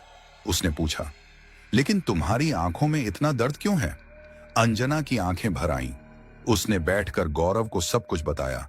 विष्णु भगवान का वरदान और उसकी शर्त कि वो अब मानव लोक में नहीं रह सकती। गौरव की आंखों में भी आंसू आ गए। उसने कहा, मतलब ये हमारी आखिरी मुलाकात है? अंजना ने सिर हिलाया, फिर एक उम्मीद की किरण दिखाते हुए बोली, हमेशा के लिए नहीं, एक रास्ता है। अगर तुम सच्चे मन से 1 साल तक दिव्य प्रेम तप करो तो हम फिर मिल सकते हैं। गौरव ने तुरंत पूछा, कैसी तपस्या? मैं करूंगा, अंजना ने बताया। इसमें हर दिन सूर्योदय से पहले उठकर स्नान, ध्यान करना होगा। दिन में सिर्फ 1 बार फलाहार और सबसे बड़ी बात, निरंतर निस्वार्थ सेवा। बिना किसी लालच के लोगों की मदद करनी होगी। अगर तुम्हारा हृदय शुद्ध रहा और तुमने पूरे साल ऐसा किया तो मैं तुमसे मिल सकती हूं। गौरव ने दृढ़ निश्चय से कहा, मैं करूंगा, मैं वादा करता हूं। अंजना मुस्कुराई। उसने गौरव के सिर पर एक आशीर्वाद जैसा रखा और कहा, मैं तुम्हारे भीतर की शक्ति को जानती हूं। 1 साल बाद मिलेंगे। और फिर वो धीरे धीरे प्रकाश बनकर बिखरने लगी। गौरव उसे जाते हुए देखता रहा। उसकी आंखों में दर्द था, लेकिन एक संकल्प भी था। जब अंजना गायब हो गई तो राहुल आगे आया। उसने गौरव का हाथ थामा। राहुल ने कहा, सचमुच सचमुच वो थी? गौरव ने मुस्कुराते हुए कहा, हां, और अब मुझे 1 साल की तपस्या करनी है। उसी पल कमरे का दरवाजा खुला। सुमन, आकाश और विशाल खड़े थे। उनके चेहरे पर डर और शर्म थी। उन्होंने सब कुछ सुन लिया था। सुमन आगे बढ़ी। उसकी आंखें नम थीं। उसने गौरव के पैर छू लिए। सुमन ने रोते हुए कहा, माफ कर दो गौरव, मैंने बहुत बड़ा पाप किया। मैं तुम्हारी मां की तस्वीर भी तोड़ दी। गौरव ने उसे उठाया। उसके मन में अब नफरत नहीं थी, सिर्फ दया थी। गौरव ने कहा, सब खत्म हो गया, लेकिन मुझे अब यहां नहीं रहना है। मुझे 1 साल के लिए जाना है। सुमन ने हां में सिर हिलाया। उसने कहा, जाओ बेटा, हम तुम्हारे लिए प्रार्थना करेंगे। अगले दिन गौरव ने एक छोटा सा बैग बनाया। राहुल ने उसे शहर से बाहर एक प्रसिद्ध सेवाश्रम का पता दिया, जहां वो रह सकता था और सेवा कर सकता था। विदाई के समय गौरव ने अपने पिता से आशीर्वाद लिया। श्रीकांत पिता ने उसे गले लगा लिया। उनकी आंखों में गर्व था। गौरव ने राहुल को धन्यवाद दिया और फिर वो चल पड़ा एक नई यात्रा पर, 1 साल की कठिन तपस्या की ओर। उसका लक्ष्य सिर्फ एक था, अंजना से फिर मिलना। लेकिन क्या वो 1 साल तक इतनी कठिन तपस्या झेल पाएगा? क्या उसका प्रेम और विश्वास अडिग रहेगा? और क्या सचमुच 1 साल बाद अंजना उससे मिलने आएगी? ये सब तो समय ही बताएगा, क्योंकि अब गौरव की असली परीक्षा शुरू हो रही थी। नफरत और डर से लड़ाई तो खत्म हो गई थी, अब शुरू होने वाली थी प्रेम और समर्पण की लड़ाई। और क्या वाकई में यक्षिणी का अंत हो गया था? जिस सेवाश्रम में गौरव पहुंचा, उस शहर से कोई 50 किलोमीटर दूर एक छोटे से गांव के पास था। नाम था शांतिधाम। यह जगह बहुत सादगी भरी थी। कुछ कमरे, एक बड़ा सा हॉल, एक किचन और एक छोटा सा बगीचा। यहाँ बूढ़े, बीमार और जरूरतमंद लोग रहते थे। इसकी देखरेख एक बुजुर्ग संत बाबा ज्ञानानंद करते थे। गौरव ने बाबा को प्रणाम किया और अपनी पूरी कहानी सुनाई। बाबा ने शांत मुद्रा में सब सुना और फिर बोले, बेटा, तपस्या का मतलब सिर्फ भूखे रहना या ठंड सहना नहीं है। तपस्या का मतलब है अपने अहंकार को, अपनी इच्छाओं को जलाना। सेवा सबसे बड़ी तपस्या है। तुम यहां रहो और जो भी काम दिया जाए पूरे मन से करो। सुबह की दिनचर्या तुम्हारी अपनी साधना होगी। गौरव ने हाँ कही। उसका कमरा एक छोटा सा क्वार्टर था, बस एक चारपाई और एक मोमबत्ती रखने की जगह। उसने अपना बैग रखा और अगले दिन से ही काम शुरू कर दिया। उसकी दिनचर्या कठोर थी। 1, सुबह 4 बजे उठना, बिना अलार्म के। पहले दिन तो नींद नहीं टूटी, लेकिन दूसरे दिन वो अपने आप ही उठ गया, जैसे कोई अंदर से जगा रहा हो। 2, ठंडे पानी से स्नान। सर्दी का मौसम शुरू हो रहा था। कुएं का पानी बर्फ जैसा ठंडा। पहले दिन शरीर कांप गया, लेकिन फिर आदत हो गई। 3, ध्यान। बगीचे में एक पीपल के पेड़ के नीचे भोर के अंधेरे में बैठकर ध्यान। शुरू में विचार भटकते, मन अंजना की याद में खो जाता। धीरे धीरे शांति मिलने लगी। 4, सेवा के काम। पूरा दिन बूढ़ों के कमरे साफ करना, उन्हें नहलाने में मदद करना, किचन में सब्जियां काटना, रात में पैर दबाना। कुछ बूढ़े चिड़चिड़े थे, कुछ मानसिक रूप से अस्थिर। गौरव ने सबके साथ धैर्य से पेश आना सीखा। 5, भोजन। दिन में सिर्फ एक बार, शाम को 5 बजे, सादा खिचड़ी या कभी एक फल। पहले कुछ दिन भूख से पेट में मरोड़ उठती, लेकिन फिर शरीर ढल गया। पहले महीने की कहानी तो संघर्ष की थी। गौरव का शरीर, जो पहले ही यक्षिणी के हमले से कमजोर था, अब इस कठिन दिनचर्या से जूझ रहा था। 1 हफ्ते बाद वो बुखार से तप गया। बाबा ने कहा कि आराम कर लो, लेकिन गौरव ने मना कर दिया। उसने ठंडे पानी से स्नान किया और फिर काम पर लग गया। उस रात बुखार उतर गया। ये उसके संकल्प की पहली जीत थी, लेकिन असली चुनौती तो मानसिक थी। एक तरफ अकेलापन, राहुल कभी कभी फोन करता पर ज्यादा बात नहीं हो पाती। दूसरी तरफ यादों का हमला, अंजना की यादें उसे बेचैन कर देती। कभी कभी रात में उसे लगता कोई उसके कमरे के बाहर खड़ा है। वो देखने जाता तो कुछ नहीं होता। शायद उसकी अपनी ही इच्छाओं की छाया थी। दूसरे महीने में एक नया संकट आया। सेवाश्रम में एक नया बुजुर्ग आया, पंडित जी। वो बहुत कठोर स्वभाव के थे। उन्हें लकवा था, इसलिए चलने फिरने में दिक्कत होती। गौरव को उनकी देखभाल सौंपी गई। पंडित जी बात बात पर डांटते, पानी गर्म है, ठंडा है, खिचड़ी पतली है, गाढ़ी है। एक दिन गौरव उन्हें नहला रहा था तो पंडित जी ने गुस्से में कहा, इतनी जोर से क्यों रगड़ रहा है? मेरी हड्डियां तोड़नी हैं। गौरव से रहा नहीं गया। उसके मन में गुस्सा उठा। वो चिल्लाना चाहता था, लेकिन तभी उसने अपने हाथ में वो तांबे का कड़ा देखा जो राहुल के नाना ने दिया था, और अंजना का चेहरा याद आया। उसने गहरी सांस ली और विनम्रता से कहा, माफ करना पंडित जी, अब ध्यान रखूंगा। पंडित जी हैरान रह गए। उन्होंने कुछ नहीं कहा, लेकिन अगले दिन से उनका रवैया बदलने लगा। एक दिन उन्होंने गौरव को बुलाया। पंडित जी ने पूछा, तुम इतनी कठिन सेवा क्यों कर रहे हो? तुम्हारी उम्र तो मौज मस्ती की है। गौरव ने सच्चाई बता दी। पंडित जी ने सुना और आंखें बंद कर ली। फिर बोले, तपस्या में सबसे बड़ा रोग है घमंड। जब तुम्हें लगने लगे कि मैं बहुत बड़ा तपस्वी हूं, तो समझ लो तपस्या टूट गई। तुम्हारी आंखों में अभी वो घमंड नहीं है। शायद तुम सफल हो जाओ। और फिर पंडित जी ने उसे एक मंत्र दिया, AUM, शांति शांति शांति। कहा कि जब भी मन अशांत हो ये मंत्र दोहराया करो। तीसरे महीने में मौसम ने करवट ली। कड़ाके की सर्दी पड़ने लगी। गौरव के कमरे में खिड़की का शीशा टूटा हुआ था। रात को ठंड से दांत किटकिटाते। कंबल पतला था।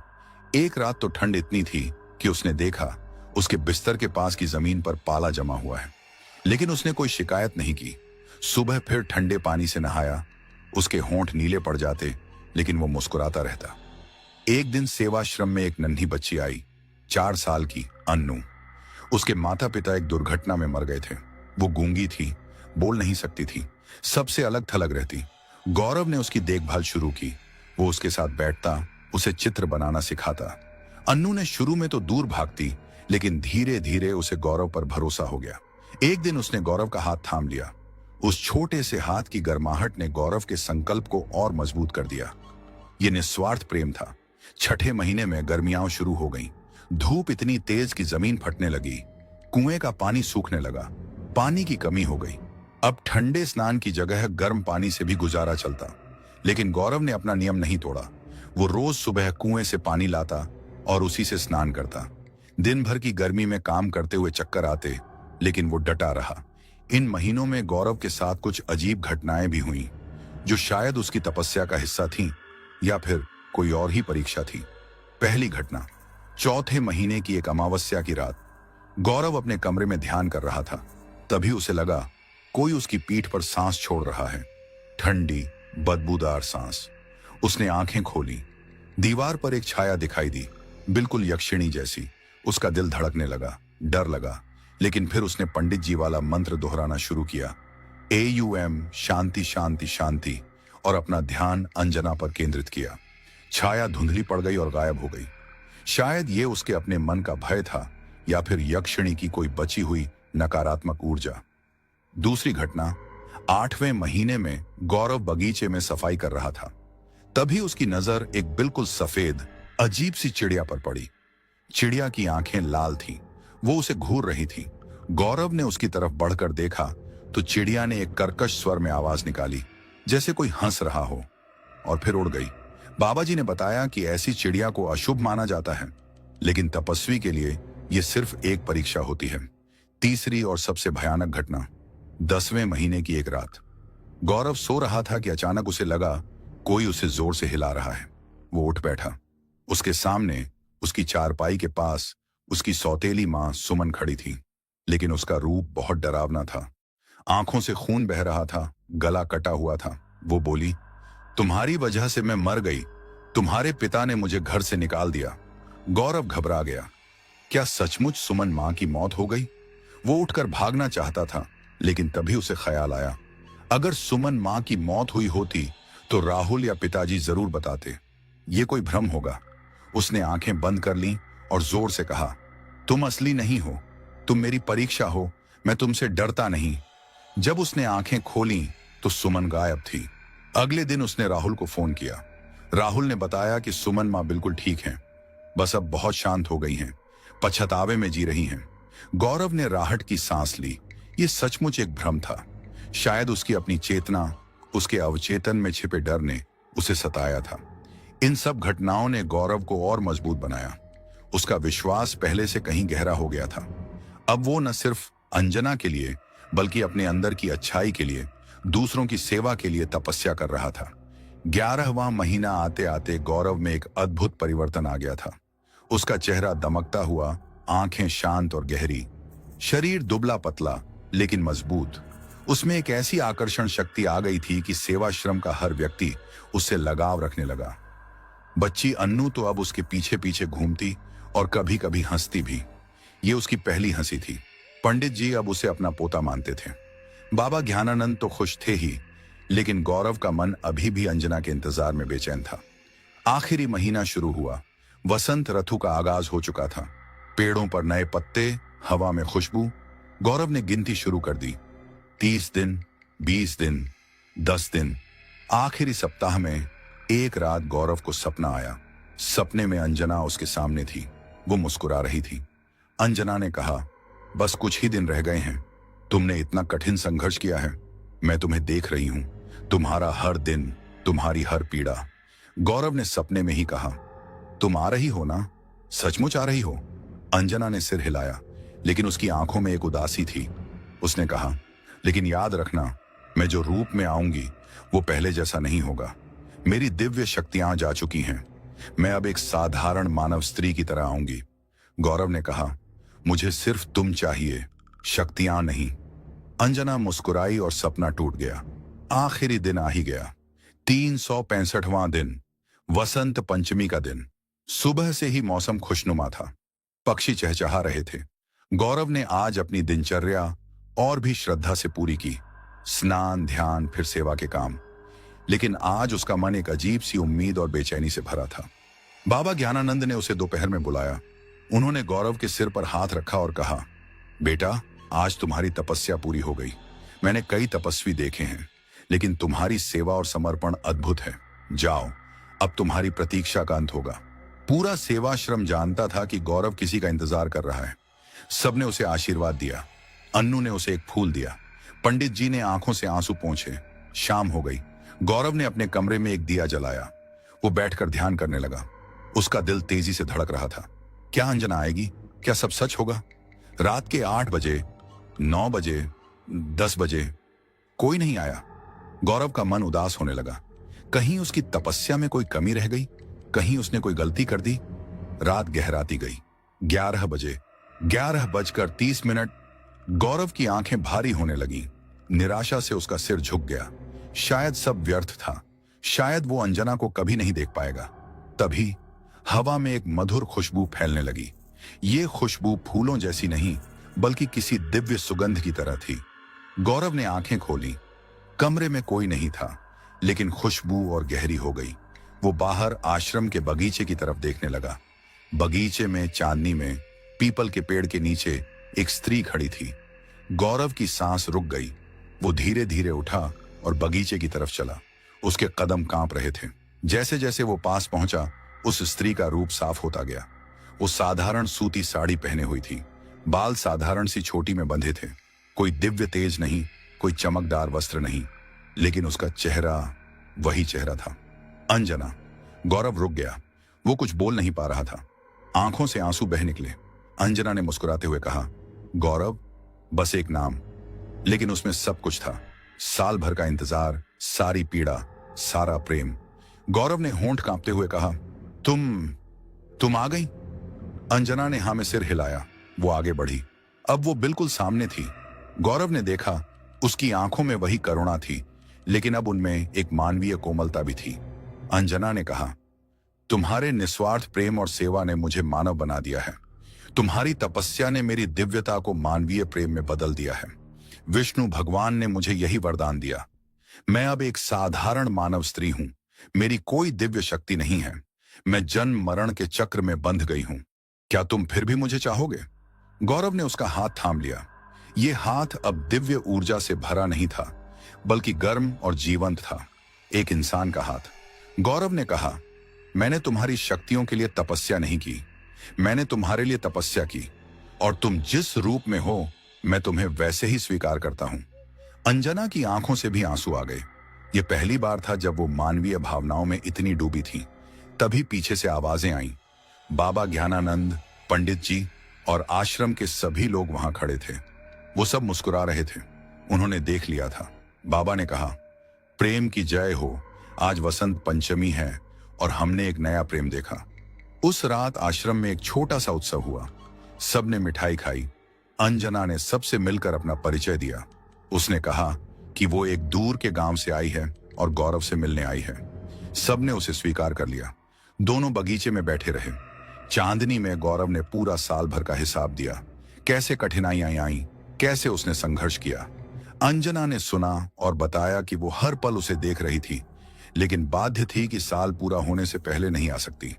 अंजना ने कहा, लेकिन अब मैं यहीं रहूंगी, तुम्हारे साथ सेवा करूंगी। हम दोनों मिलकर लोगों की सेवा करेंगे।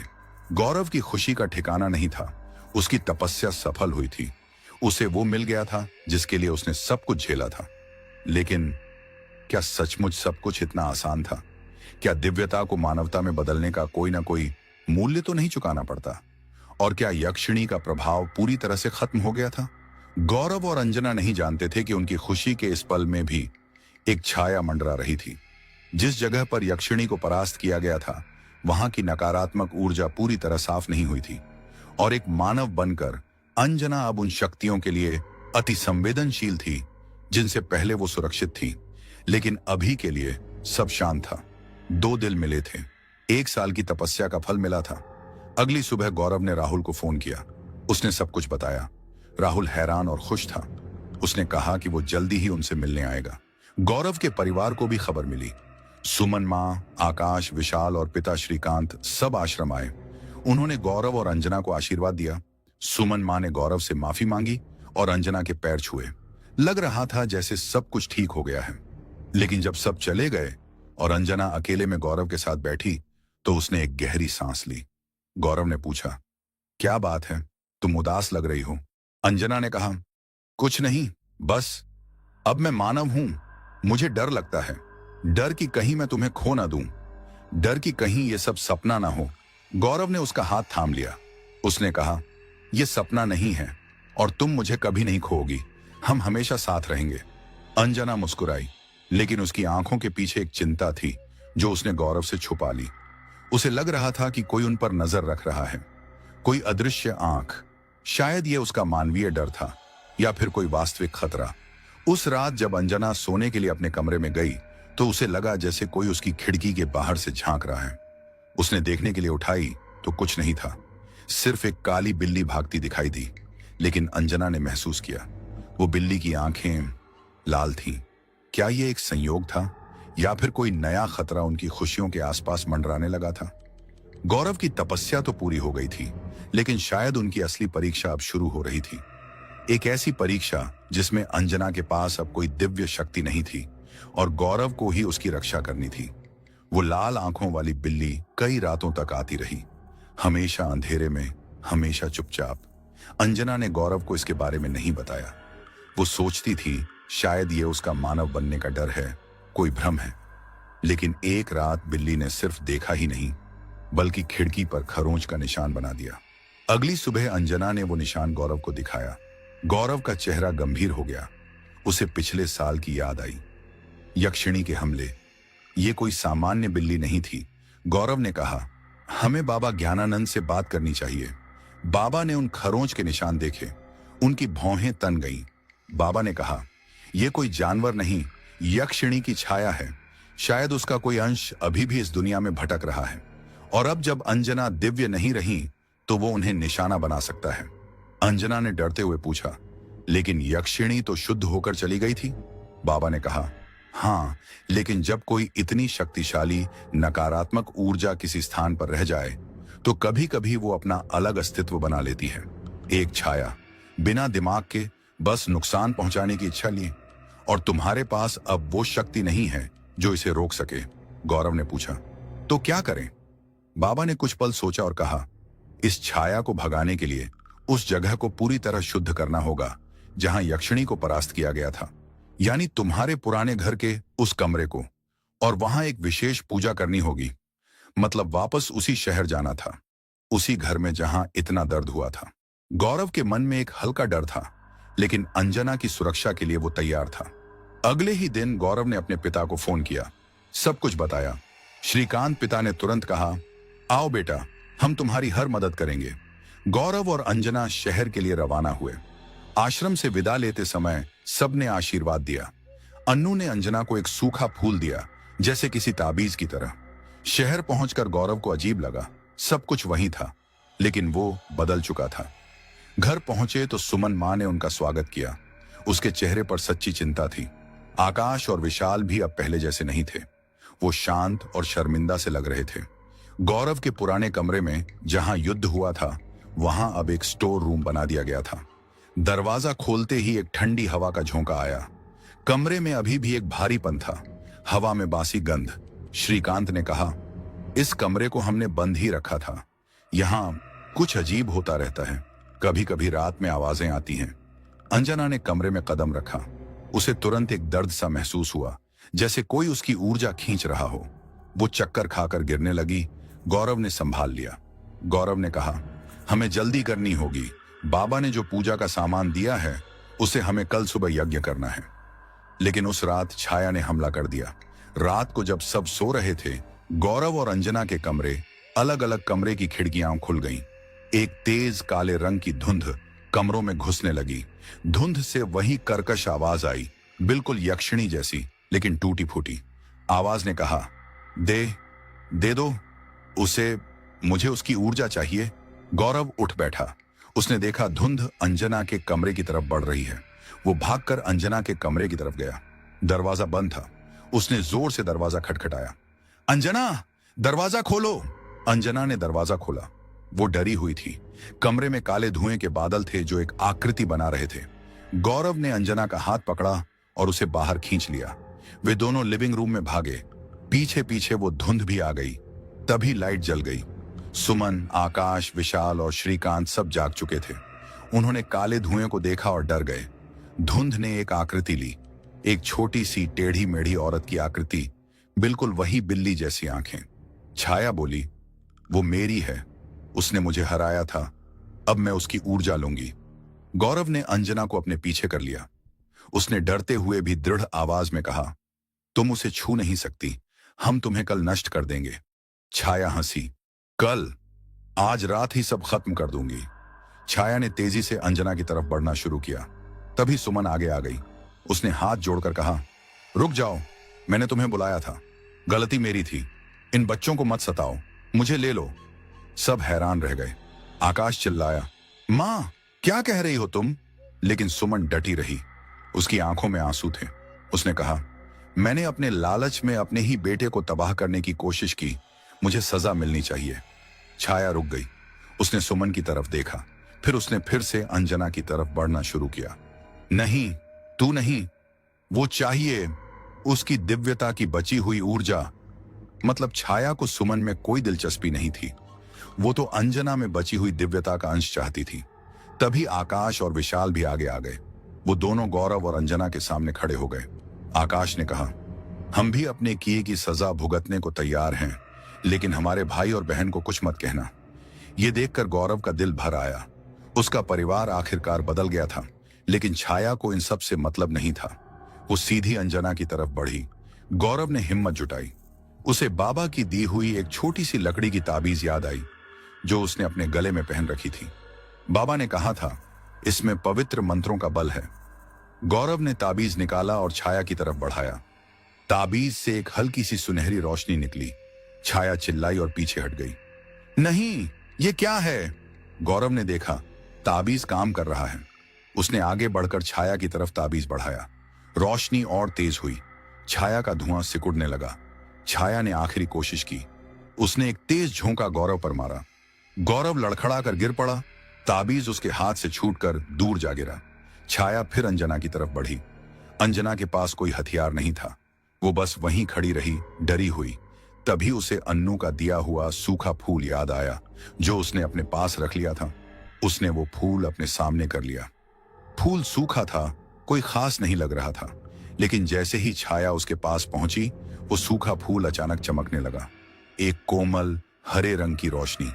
वो रोशनी अंजना के आसपास एक घेरा बना दिया। छाया उस घेरे से टकराकर पीछे हट गई। उसे जलन महसूस हुई। अंजना को समझ आया, ये फूल नहीं बल्कि अन्नू का प्यार था। निस्वार्थ बच्चे का प्यार, और वो प्यार इस छाया के लिए जहर था। गौरव उठ खड़ा हुआ। उसने ताबीज उठा लिया। इस बार उसने सिर्फ ताबीज ही नहीं, बल्कि अपना पूरा विश्वास, अपना प्यार उसमें डाल दिया। वो बोला, तू हार गई, तुझे इस घर में कोई जगह नहीं है। ताबीज से एक तेज किरण निकली, जो सीधी छाया के केंद्र में जाकर लगी। छाया जोर से चीखी। उसका धुआं फैलने लगा, लेकिन इस बार गायब होने के लिए। आखिरी बार उसकी आवाज आई, मैं मुक्त हूं। और फिर सब शांत हो गया। काले धुएं के बजाय हवा में एक हल्की सी सफेद रोशनी कौंधी और खत्म हो गई। छाया सदा के लिए मुक्त हो गई थी। सबने राहत की सांस ली। सुमन रोने लगी। आकाश और विशाल ने गौरव को गले लगा लिया। गौरव ने अंजना की तरफ देखा। वो सुरक्षित थी। उसके हाथ में वो सूखा फूल अब फिर से सूखा हो चुका था, लेकिन उसकी पंखुड़ियों पर एक हल्की सी चमक थी। अगली सुबह उन्होंने फिर भी बाबा के बताए अनुसार यज्ञ किया। पूरा परिवार इकट्ठा हुआ, शांति की प्रार्थना की। उस कमरे को गंगा जल और हवन की धुनी से शुद्ध किया गया। जब यज्ञ की आखिरी आहुति दी गई तो कमरे से वो भारीपन गायब हो गया। हवा में ताजगी आ गई। सूरज की रोशनी कमरे में पहली बार सचमुच खिली हुई लगी। उस रात के बाद परिवार में एक नया बंधन बना। सुमन ने गौरव और अंजना से वादा किया कि वो अब हमेशा उनका साथ देगी। आकाश और विशाल ने गौरव से कहा कि अब वो उनके असली भाई हैं। लेकिन कहानी यहीं खत्म नहीं हुई। एक हफ्ते बाद राहुल गौरव से मिलने आया। वो बहुत उदास लग रहा था। गौरव ने पूछा, क्या हुआ? राहुल ने कहा, मेरे नाना जी, उन्होंने मुझे एक बात बताई। उन्होंने कहा कि जब तुमने यक्षिणी को हराया था तो एक और खतरा पैदा हुआ था। भैरवनाथ, वो तांत्रिक। गौरव को याद आया, वो दुष्ट तांत्रिक जिसने यक्षिणी को बुलाया था। राहुल ने आगे कहा, नाना जी कहते हैं कि जब यक्षिणी शुद्ध होकर चली गई तो भैरवनाथ की सारी शक्ति चली गई। वो बदला लेना चाहता है और वो मर चुका है। गौरव चौंका, मर चुका है? तो फिर खतरा क्या? राहुल ने डरावनी आवाज में कहा, नाना जी कहते हैं कि भैरवनाथ ने अपनी मौत से पहले एक अंतिम काले जादू का प्रयोग किया था, अपनी ही आत्मा को एक पिशाच में बदलने का। और अब वो पिशाच बनकर तुम्हारी और अंजना की ऊर्जा पाना चाहता है, क्योंकि तुम दोनों के पास अब भी एक दिव्य प्रेम की ऊर्जा है जो उसके लिए सबसे शक्तिशाली भोजन है। यह सुनकर गौरव और अंजना डर गए। एक यक्षिणी की छाया तो ठीक थी, लेकिन एक पिशाच? राहुल ने कहा, नाना जी कहते हैं कि इसका सिर्फ एक ही इलाज है। तुम दोनों को उस जगह जाना होगा जहां भैरवनाथ मरा, और वहां तुम्हें अपने प्रेम की शक्ति से एक विशेष मंत्र का उच्चारण करना होगा। लेकिन यह बहुत खतरनाक है। अगर तुम्हारा प्रेम में जरा भी संदेह हुआ तो पिशाच तुम्हारी ऊर्जा चूस लेगा। गौरव ने अंजना की तरफ देखा। अंजना ने दृढ़ता से कहा, हम करेंगे। हमारे पास कोई चारा नहीं है, नहीं तो वो हमेशा हमारा पीछा करता रहेगा। भैरवनाथ का आश्रम शहर से दूर एक सुनसान पहाड़ी पर था। जब वे तीनों वहां पहुंचे तो जगह बिल्कुल वीरान थी। आश्रम जला हुआ था। लोगों ने बताया कि भैरवनाथ की मौत के बाद आश्रम में आग लग गई थी। लेकिन कुछ लोग कहते थे कि रात में वहां से अजीब आवाजें आती हैं। रात होने ही वाली थी। गौरव, अंजना और राहुल ने आश्रम के बीचों बीच, जहां भैरवनाथ की कुटिया थी, वहां एक चौक बनाया। नाना जी के बताए अनुसार गौरव और अंजना को चौक के बीच में बैठना था और मंत्र का जाप करना था। राहुल बाहर रहकर रक्षा करेगा। ठीक आधी रात को हवा में बदबू आने लगी, गंदे पानी और सड़े मांस जैसी बदबू। फिर आवाजें आईं, किसी के रोने की आवाज, फिर हंसने की। राहुल ने कहा, वो आ रहा है, मैं बाहर हूं, तुम लोग ध्यान लगाओ। गौरव और अंजना ने आंखें बंद कर ली। उन्होंने हाथ मिलाए और मंत्र जाप शुरू किया। यह मंत्र कोई जादू नहीं था, बल्कि प्रेम और शांति का मंत्र था। तभी तेज हवा चलने लगी। आग की लपटों की आवाज आई, लेकिन आग नहीं दिखी। और फिर वो प्रकट हुआ, भैरवनाथ। लेकिन वो जिंदा नहीं था। उसका शरीर आधा जला हुआ था, आंखें सफेद थीं। वो हवा में तैरता हुआ आ रहा था। उसके मुंह से काले कीड़े निकल रहे थे। पिशाच बोला, आ गए, मेरा भोजन, तुम दोनों की दिव्य प्रेम ऊर्जा मुझे अमर कर देगी। गौरव और अंजना ने आंखें बंद रखीं, मंत्र जाप जारी रखा, लेकिन डर बहुत था। गौरव का शरीर कांप रहा था। पिशाच ने अपना हाथ बढ़ाया। उसकी उंगलियां लंबी और नुकीली थीं, नाखून काले। वो अंजना की गर्दन की तरफ बढ़ा। तभी राहुल ने बाहर से नाना जी का दिया हुआ एक विशेष पाउडर फेंका। पाउडर पिशाच पर पड़ा तो उसे जलन हुई। वो पीछे हट गया और राहुल की तरफ मुड़ा। पिशाच ने गुर्राते हुए कहा, पहले तुझे खाता हूं। राहुल डर गया। वो पीछे हटने लगा। पिशाच उसकी तरफ बढ़ा। तभी गौरव ने आंखें खोली। उसने देखा कि पिशाच उसके दोस्त को नुकसान पहुंचाने वाला है। उसके मन में डर की जगह गुस्सा आ गया, लेकिन फिर उसे एहसास हुआ, गुस्से से कुछ नहीं होगा, प्रेम से ही जीत होगी। उसने फिर से आंखें बंद की। इस बार उसने मंत्र के साथ साथ अपने मन में सबके लिए प्रेम भेजना शुरू किया। अपने परिवार के लिए, राहुल के लिए, अन्नू के लिए, पंडित जी के लिए, बाबा के लिए, और हैरानी की बात, भैरवनाथ के लिए भी। उसने सोचा, इस पिशाच के अंदर भी कोई इंसान था जो बुराई में खो गया। उसके लिए भी दया। अंजना ने भी यही किया। उसने अपना सारा प्रेम, अपनी सारी करुणा बाहर भेजी। दोनों के प्रेम की ऊर्जा मिलकर एक सुनहरे प्रकाश के गोले में बदल गई, जो उनके चारों ओर घूमने लगा। पिशाच रुक गया। उसने उस प्रकाश को देखा। उसकी सफेद आंखों में एक हलचल हुई, जैसे उसे दर्द हो रहा हो। वो चिल्लाया, नहीं, ये क्या है? ये जलन, ये दर्द। प्रकाश का गोला बढ़ता गया। पिशाच पीछे हटने लगा। उसका जला हुआ शरीर धुएं में बदलने लगा, लेकिन इस बार धुआं साफ हो रहा था। पिशाच की आवाज बदलने लगी। अब वो भैरवनाथ की सामान्य आवाज में बोला, मुझे मुक्त कर दो, मुझे इस शरीर से छुटकारा दिला दो। गौरव और अंजना ने मंत्र जाप और तेज कर दिया। प्रकाश और तेज हो गया। पिशाच चीखा। फिर एक विस्फोट सा हुआ। जब सब शांत हुआ तो वहां कोई पिशाच नहीं था। सिर्फ हवा में एक हल्की सी सफेद रोशनी थी जो ऊपर आसमान की ओर उठ गई। भैरवनाथ की आत्मा भी मुक्त हो गई थी। राहुल, गौरव और अंजना ने राहत की सांस ली। सब खत्म हो गया था, सचमुच खत्म। उस रात के बाद गौरव और अंजना वापस शांति धाम आश्रम लौट आए, लेकिन इस बार उन्होंने फैसला किया कि वो यहीं रहेंगे, सेवा करेंगे। उनकी प्रेम कहानी धीरे धीरे आसपास के गांवों में फैल गई। लोग उन्हें देखने आते, उनका आशीर्वाद लेते। गौरव ने फिर से लिखना शुरू किया। इस बार उसकी कविताओं में दर्द नहीं, प्रेम और शांति थी। अंजना ने बच्चों को पढ़ाना शुरू किया, खासकर अन्नू को, जो धीरे धीरे बोलने लगी। पहला शब्द जो उसने बोला वो था मां, अंजना के लिए।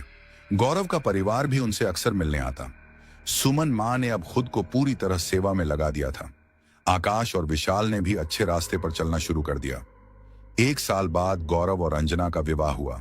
सादा सा विवाह, आश्रम में। बाबा ज्ञानानंद ने उनका विवाह कराया। राहुल सबसे खुश था। उसने कहा, मैं तो जानता था कि तेरी कहानी अच्छे पर खत्म होगी। आज गौरव और अंजना शांति धाम में ही रहते हैं। उनकी एक छोटी सी लड़की भी है जिसका नाम है आशा। लोग कहते हैं कि जब आशा हंसती है तो उसकी आंखों में एक हल्की सी चमक दिखाई देती है, ठीक अंजना जैसी।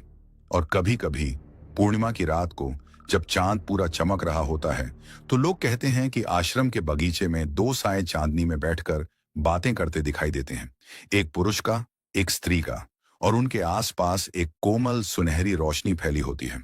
शायद वो गौरव और अंजना होते हैं, या शायद उनकी प्रेम कहानी की याद जो उस जगह की हवा में हमेशा के लिए बस गई है। क्योंकि प्रेम कभी नहीं मरता, वो सिर्फ रूप बदलता है, कभी दर्द बनकर, कभी तपस्या बनकर, कभी सेवा बनकर, और कभी एक किंवदंती बनकर जो हमेशा जिंदा रहती है। तो साथियों, ये थी गौरव और अंजना की हैरान कर देने वाली कहानी। एक तरफ निस्वार्थ प्रेम और तपस्या थी, तो दूसरी तरफ ईर्ष्या, काले जादू और एक शक्तिशाली यक्षिणी का खतरा। लेकिन अंत में प्रेम की ही जीत हुई। आपको ये कहानी कैसी लगी? कमेंट में जरूर बताइएगा।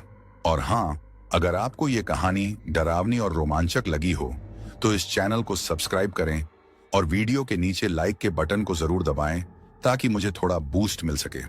दोस्तों, याद रखिए, नफरत और ईर्ष्या कितनी भी शक्तिशाली क्यों ना हो, आखिरी जीत हमेशा प्रेम और अच्छाई की ही होती है। आज के लिए इतना ही।